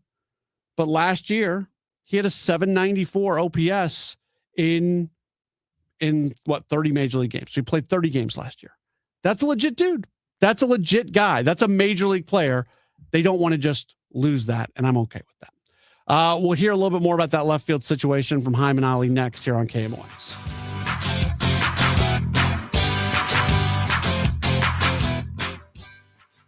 Febreze. New Febreze Air Mist has 50% more odor fighters and up to 30% more fragrance than the old formula. So now you can take on 100% more stinky odors, like sweaty gym bags, greasy cooking smells, and the after effects of the dog rolling around in something. Just spray, and new Febreze Air instantly restores just clean freshness. Smell you later, odor. Breathe happy Febreze. La la la la la. Pizza's here. Oh, great. I'd love some, but I'm worried about my stomach issues. If you're worried about having diarrhea, gas, bloating, stomach pain, or loose, oily stools, it may not just be stomach issues. It could be a condition called exocrine pancreatic insufficiency, or EPI. With EPI, the pancreas doesn't release enough enzymes to break down food, but EPI is manageable. Use the symptom checker on identifyepi.com and talk to your doctor. That's identifyepi.com. Sponsored by AbbVie. Rhino Shield is engineered to outlast paint by a lot, backed with our 25-year transferable warranty. Paint a house, shield a home. We do brick, block, stucco, asbestos, steel, aluminum, cedar, and more. We are the only coating company selected by Disney, This Old House, and 3 times on HGTV's Curb Appeal, where all 3 episodes concentrate on unpainted brick. If you maintain or own a business with a tired-looking building, you owe it to yourself to look at Rhino Shield and our beautifully durable color schemes. Evaluations are free. We're making buildings pop and be noticed again, from Champaign to the Lake of the Ozarks, exceeding expectations every day with our products, people, and performance. Now is the time to call 877-25-RHINO, 877-25-RHINO, or go to 877-25rhino.com and see how honest and transparent we really are. Tell them, ladies. Don't pay, don't Rhino, go Rhino Shield. Never paint your house again. Rhino Shield. Wesley is a truck driver. I drive a truck and I love what I do. A truck driver with IRS troubles. They told me I owed them $43,000. It got really bad. Quite a few letters in the mail. They were talking about wage garnishment coming after my house, my car. Yeah, they don't play around. I seriously thought that I was going to lose everything. One sleepless night, Wesley finally made a call to Optima Tax Relief at 2 a.m. Kind of figured I'd get a machine, but I didn't. I actually got to talk to an actual person in the middle of the night. He found just what he was looking for. Oh, they were great people. You need a team of people that know what they're doing. Optima Tax, they know what they're doing. Optima Tax Relief came through with flying colors. I saved an incredible amount of money. Happy don't even come close. I was absolutely overjoyed. Take Wesley's advice. If you're in any kind of trouble with the IRS, call Optima Tax Relief. Don't trust anybody else. Call Optima for a free consultation. Call 800-348-0269. 800-348-0269. 800-348-0269. Optima Tax Relief. Some restrictions apply. For complete details, please visit OptimaTaxRelief.com. In 1991, John and Cindy Morelli started Morelli Tuck Pointing. As of today, they've won just about every award possible for the tuck pointing business. The BBB Torch Award, the Next Door Neighborhood Fave Award, and an A-plus rating from the Better Business Bureau. For homeowners, this is a great time to get a free inspection of your basement, your brick or stone fireplace, your garage interior, your porch, and maybe even your walkway. Indoor tuck pointing can be started now. Hi, this is Charlie Brennan. My wife Beth and I have used Morelli Tuck Pointing to work on 2 of our homes now over the last 25 years. We have found the Morelli bids to be fair, their crews are very polite, and they clean up after themselves. But most importantly, their work is beautiful. Family owned and operated since 1991. 314-645-1387, MorelliTuckPointing.com. Debuting Tuesday, March 31st, it's All Access with Cardinals manager Ollie Marmol. Get inside your Redbirds in the 2026 season every Tuesday at noon on your voice of the Cardinals, KMOX.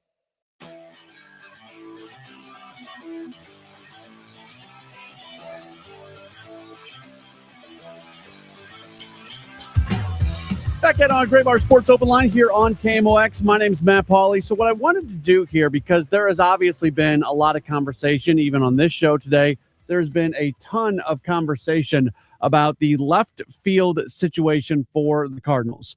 A lot of things going on here. Nelson Velasquez not making the team. Lars Nootbaar being injured. Nathan Church. Jose Fermin. Thomas Sajaci, like all these guys play into decisions. And obviously the biggest part of it and what people have reacted to the most is Nelson Velasquez beginning the season at AAA. So I just wanted to go through, and I know this is a kind of a day late, but we had the game broadcast yesterday, and maybe you've heard some of this audio today, but I kind of wanted, if for no other reason, so everybody can kind of be coming from the same place on this, I want to go through everything that was said through touching on all parts of this decision. So let's start with Cardinals President of Baseball Operations, Chaim Bloom, and what he had to say from a general standpoint on Velasquez not making the team. Yeah, tough one. He had a great spring. Really, there's nothing else we could have wanted out of him that we didn't see in the spring. Validates a lot of why we brought him here, and it was a tough one. Really comes down to, spring training is a big part of these decisions. It is not the entirety of the decision, and we wanted to keep all of our players. There's things we like about all these guys. Obviously, some of them had better springs than others, but like I said, that's not the whole decision, and this allows us to keep everybody in the organization. If Nelson keeps doing in Memphis what he did in spring training, I would think that he'll be a part of this at some point. Manager Oliver Marmol talking about it a little bit as well, more from a general perspective. He said that really a lot goes into all roster decisions that are made. There's a lot of variables. And I mean, we talked about a decent amount of them over the last 30 days or so, but it's a lot played into those decisions. And they were tough decisions, and we waited to the very end to make them because of that. But you're looking at a combination of what you just described, of the identity of the club, but also some of these decisions allow us to keep all guys, right? And that was important to us, especially breaking camp, just having depth. So although tough, I think it's the smart move when you take a step back and just look at kind of the big picture. And while a lot does go into this Velasquez decision, and it was not an easy decision to make, the feeling is kind of like you heard from Chaim a moment ago, there's nothing that's stopping Velasquez from helping this team this year and doing it pretty soon. But that decision has several layers to it. Like, I'm sure Chaim spoke to it, like being able to break the way we're breaking, although a tough decision, allows us to keep everybody. And if he continues to do what he's doing, which I had a really good conversation with him this morning before we jumped on the bus to head over to the airport, man, like, he'll force our hand, and that's what good players do. And the thing that really got people excited about Velasquez when you look at this Cardinals roster is it doesn't feel like there's a lot of power and not a lot of right-handed power, and that's something that Velasquez brings. And that's something that Bloom talked about, the skill set of power that Velasquez has that the roster doesn't have a whole lot of. He has power. I mean, obviously, like, again, we talk about spring training being a small sample, and it played in this small sample, but he's shown that power before. That was one of the reasons that we signed him. He does have pop in the bat. That knowing how valuable that is, and that it's not, to be found everywhere in our lineup, that definitely made it a tough call. Again, he was able to get to that power a lot in spring training because of how well he performed overall, but the power is not new. He has power. All right, so let's jump over to another side of this. They came into spring with Jose Fermin and Thomas Sajaci getting more opportunities in the outfield. So their ability to play outfield, what role did that have in all the decisions that are being made on the roster? It helps, right? It's not just about the outfield, and obviously plays into some of the things relative to the whole roster. And having two guys that can do both is really helpful. And I think it'll be helpful on a day-to-day basis, just knowing, we got a lot of left-handed hitters on our roster that play all different places, and having these two guys, now you got ways to, really use every part of the roster, different ways to strategize in game, play matchups, get guys off their feet, or get guys a day when they need it. So our hope is that, they'll both be able to factor in, not just against lefties, but also there, and that they both added versatility that can make them really valuable. So that brings us to, as long as Lars Nootbaar is injured, Fermin, Sajaci, Nathan Church seem like the guys who will get most opportunities in left field. What does that left field situation look like, according to Oliver Marmol? There's a rotation of guys there. I'd like to see Church get a decent amount of time out there and see what he's capable of doing. He's taking some really good strides in the right direction. But then you have the ability to match up against lefties a couple different ways with JC and Fermin as well. So I like the versatility of our roster at the moment, but there could be a rotation of guys coming through that left field slot. And you might think it would be somewhat of a platoon situation where Nathan Church is going to face off against righties and then some combination of Fermin and Sajaci against lefties. But Ali said not really planning on that being a straight platoon. Because you can mix and match a little bit and give Walker a couple days off a week, pop Church over to right, open up a spot for either Fermin or Sajaci there, even against a right-hander. So not a strict platoon. I wouldn't view it that way. And then the final thing here, we would not be in this situation if not for Lars Nootbaar dealing with an injury. The indication that we had been given in the offseason was they didn't really know how long Nootbaar was going to be out, but the expectation was that it wasn't going to be a really, really long time. It wasn't a season-threatening injury. Now I would have to say it feels more likely that we're not going to see Nootbaar in the first month of the season just based off what he's doing. In fact, Chaim Bloom gave a bit of an update on where Nootbaar was at. He started running. So he started a running progression. And, it's early in that we haven't really mapped out exactly what that's going to look like. Obviously, that is really the last piece that we need to layer on, but it's a big piece. And everything else he's been doing. So how this goes from here, we still have to map it out. We started loosely doing that, but a lot of this, you kind of have to be responsive to how he's feeling day to day. But he's in a good place. This is one of those things. We talked about it in the fall when the surgery happened. The surgery itself was not... It's uncommon, but it was not necessarily that unusual from a medical perspective. The question is really just the time that it takes to get him to a place where, okay, now we can do a spring training. And then obviously once we start that, making sure that he's built up to play. So we don't know yet exactly what that will look like. It'll be a little while, but he's doing well. So back to Florida after Thursday? Yes. Yeah, he'll be at opening day, and then he's going to, we just have better for both continuity of care and also just we have more resources there as he gets towards the game progression to be able to execute that in Florida. So that is a positive update. The fact that he is out there running now, that is the final thing that he needs to be able to do to start gearing into more baseball activities. But it also doesn't seem like he's overly close to returning. So is there a possibility that we could see Nootbaar end up on the 60 AIL? We have not mapped that out yet. It's not what I can say from sitting right here now is that it's not something that's an obvious call that would be appropriate. But that is going to be one of the things on our plates in the next couple of days is to really look at it and see if that's an option for us right now. Certainly if it's not something we're going to do, and we need to look at that in more detail.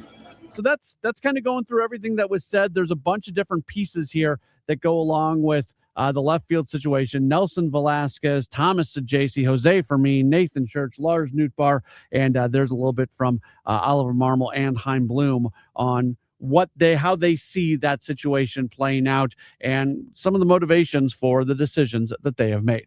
We'll take one more break. We'll come back. We'll wrap up this edition of a Graybar Sports Open Line here on KMOX. Unlock a brighter outdoor space in 2026 with Chesterfield Valley Nursery. Let us be your trusted partner for all your landscaping, lawn, and gardening needs, empowering you to create a haven that brings joy and serenity to your life. From landscape design to property maintenance to our garden center, we're here for you. Houseplants, tree shrubs, organic soil mixes, gardening and plant classes, and more. Chesterfield Valley Nursery's Garden Center has what you need no matter what the season. Visit us weekdays from 9 a.m. to 4 p.m. Saturday hours start in March. Follow us on Facebook or Instagram for all class and sale updates. When someone tells me, Gary, I just want to feel calm about this, I usually say, good, that's fixable, because calm doesn't come from watching the stock markets. It comes from having a plan. Let's build one together. Visit my website, checkwithgary.com, or call 800-966-1690. My show, Wealth and Wisdom with Gary Goldberg, every Saturday morning at 7 o'clock, here on KMOX FM 104.1. Ready to hit a home run with your backyard? Call Artistic Decks. We're celebrating 25 years of A-plus service with massive rollback pricing. Get a professional custom-built deck for less. Hit it out of the park with Artistic Decks. Call 314-280-0821 today. St. Louis's unofficial holiday is almost here. It's Cardinals opening day, Thursday, March 26th. And KMOX's Takes and Eggs, presented by Budweiser, is back. This year with a new twist. You don't need a ticket to enjoy KMOX's live broadcast at Cardinals Nation inside Ballpark Village, featuring Cardinals alumni, front office personnel, special guests, and so much more. First come, first serve. Doors open at 9 a.m. Celebrate opening day with dirt cheap Budweiser and Rally House. More info at KMOX.com/events. If you live in Missouri, have Medicaid, and need a caregiver, this message is important. Care at home is personal. That's why you may not want a stranger in your home to take care of you. You want someone who already knows you and your daily routines. With Freedom Care, you choose a trusted family member, a friend, or a neighbor. They will get paid after every shift to care for you, and it's 100% free to you. More than 70,000 people have already joined the Freedom Care family. Call your local Freedom Care. They'll check your Medicaid eligibility. Don't wait until a stranger shows up at your door. If you have Medicaid and need help at home, this care is available 100% free to you. Call Freedom Care now to see if you qualify. 314-907-0892. 314-907-0892. That's 314-907-0892. Freedom Care, we're here for you. 1 in 4 people surveyed by Bankrate.com say they're literally losing sleep because of worries that they may have not saved enough to retire. If you're ready to get serious about planning for your financial future, you could start by listening to the All Financial Hour with host Steve All of the All Financial Group. What are your wishes, hopes, and dreams? What's retirement look like for you? Because everybody, that picture is different. If you want assistance, we can also help you at that point. Saturday mornings at 10 or Sunday evenings at 6, right here on KMOX. For 100 years, KMOX has been a part of St. Louis. Now, those moments live on, preserved, remastered, and ready to be heard again. Discover KMOX from the Archives, a podcast featuring classic audio from a century of service. Sponsored by Overhead Door Company of St. Louis, the genuine, the original. The KMOX for the Archives podcast. Available now at KMOX100.com or wherever you get your podcasts. This is Megan Lynch. 250 doctors go to Ophthalmology Associates. That's why I trust them. Ophthalmology Associates, 314-966-5000 or youridoc.com. Welcome back to the Graybar Sports Open Line. Once again, Matt Pauley on KMOX. Just a few minutes left on this edition of a Graybar Sports Open Line here on KMOX. My name is Matt Pauley. Just a reminder for you what's going to be coming up. We've got a fair amount of special programming here over the next 2 days. I know Chris and Amy, they are going to be over at Rally House in Brentwood tomorrow, and then Gas House Gang is going to be there as well. And Matt Adams, the former Cardinal, he's going to be part of all that. So that's going to be pretty cool. And then our opening day coverage is going to start at 9 a.m. Chris and Amy are going to be on for a couple hours. Then Chris and Tom Ackerman will do some time together. And then Kevin and Dave are going to be together before I pop on with the network pregame show. And then I'll have you after the game for network post and everything that goes along with that. So we are going to have opening day covered from start to finish. Hopefully we see you over at Cardinals Nation restaurant in Ballpark Village. That's where we are going to be broadcasting live from on Thursday as we get ready for Cardinals baseball. And we are so excited to get things going. That was, I was doing the game last night in Springfield and had a blast doing it. But when that final out is recorded, there's almost this like moment to breathe because you know that, okay, the games that don't count, they're done. They're done. Everything from this point forward is going to matter, and it is a good feeling, and I'm very happy about it. And let's go. Let's get baseball going on Thursday. It has long been my contention that this Cardinals team is going to be better than the outside world thinks that they are going to be. I don't know how much better they're going to be. I'm not telling you that they're going to be. You've heard me say this a million times. I'm not saying they're going to be contending for a division. I'm not even saying they're going to be an above 500 team, but I think they're going to be fun. I think they're going to be competitive, and they might just win a few more games than a lot of people out there think they're going to win. And Bernie said, well, you'll hear this because coming up when we get done, we've got our Gas House Gang replay just after the 8 o'clock news, which today is Tom Ronge and Bernie Miklasz. And I was driving back from Springfield. I was listening to those guys today, and Bernie said something, and I'm not trying to take everything away from what you'll hear in the 8 o'clock hour, but I thought it was a really good point by Bernie. There's something, having JJ Weatherholt bat in the leadoff spot and come up to the plate as the first Cardinals batter in this year, where it feels like it's a new era of Cardinals baseball. Like it almost feels like it means more. There's something to go along with that. And I hope that Weatherholt is in the leadoff spot. I think he's likely to be in the leadoff spot. And I am looking forward to him making his major league debut as he comes up to the plate to lead things off in the bottom of the first on Thursday. I am looking forward very much to that moment on a day just filled with moments. That is opening day. I wanted to mention kind of an interesting story that just broke. Hall of Famer Frank Thomas. He has filed a lawsuit against his former team, the Chicago White Sox. And there's been some issues between Thomas and the White Sox before, but he played 16 of his 19 seasons in Chicago for the White Sox. And he is alleging that there is unauthorized use of his likeness on uniforms. Nike and Fanatics are co-defendants. He wants a payment in excess of $50,000, and he is demanding a jury trial. So he is saying that their City Connect 2.0 jerseys that had the Thomas number 35 on the front and his name on the back, it's connected to the sale of that jersey. And I don't know all the exact specifics here. I'm just kind of sad more than anything else when somebody like Frank Thomas has issues with his former team. And this certainly happens when Andrew McCutchen was angry that the Pittsburgh Pirates were not interested in bringing him back. That did make me sad. And I like it when, folks come back together. Again, I'm not talking from a real position of great understanding of everything that's being alleged here with Frank Thomas. But there's just been a bunch of things. In 2002, he didn't make the All-Star team and he didn't finish in the top 10 MVP voting.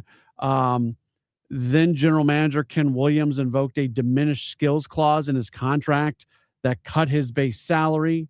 There was a moment just last month where the White Sox posted a timeline of momentous first for Black History Month on their social media.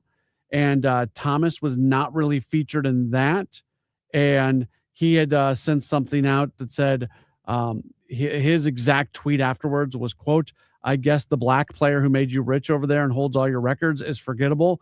Don't worry, I'm taking receipts." So it's just an unfortunate situation and there's probably culpability on both sides. There's probably more culpability with the White Sox, honestly, than with Frank Thomas, just based off the way the White Sox have run their business in recent years. But it always makes me a little bit sad when I see situations like these because Frank Thomas is an all-time great player and a really special player in the history of the Chicago White Sox. And now he's suing them for money because said that they used his likeness in some City Connect jerseys, I guess, without his approval. So we'll see how this whole thing, you would think that at some point this just gets worked out, but he wants a jury trial, or at least that's what the lawyers are saying right now. That is it for this edition of the program. Certainly appreciate you being tuned in with us as always, as we get you ready for Cardinals opening day. Tomorrow, there's going to be a workout over at Busch Stadium. I'll be over for that. So we'll see what kind of, we'll see what we can get out of it. And we'll continue to get you ready for the Cardinals opening day coming up on Thursday as they take on the Tampa Bay Rays. Have a great rest of your night. Our Gas House Gang replay, it is on the way next right here on KMOX.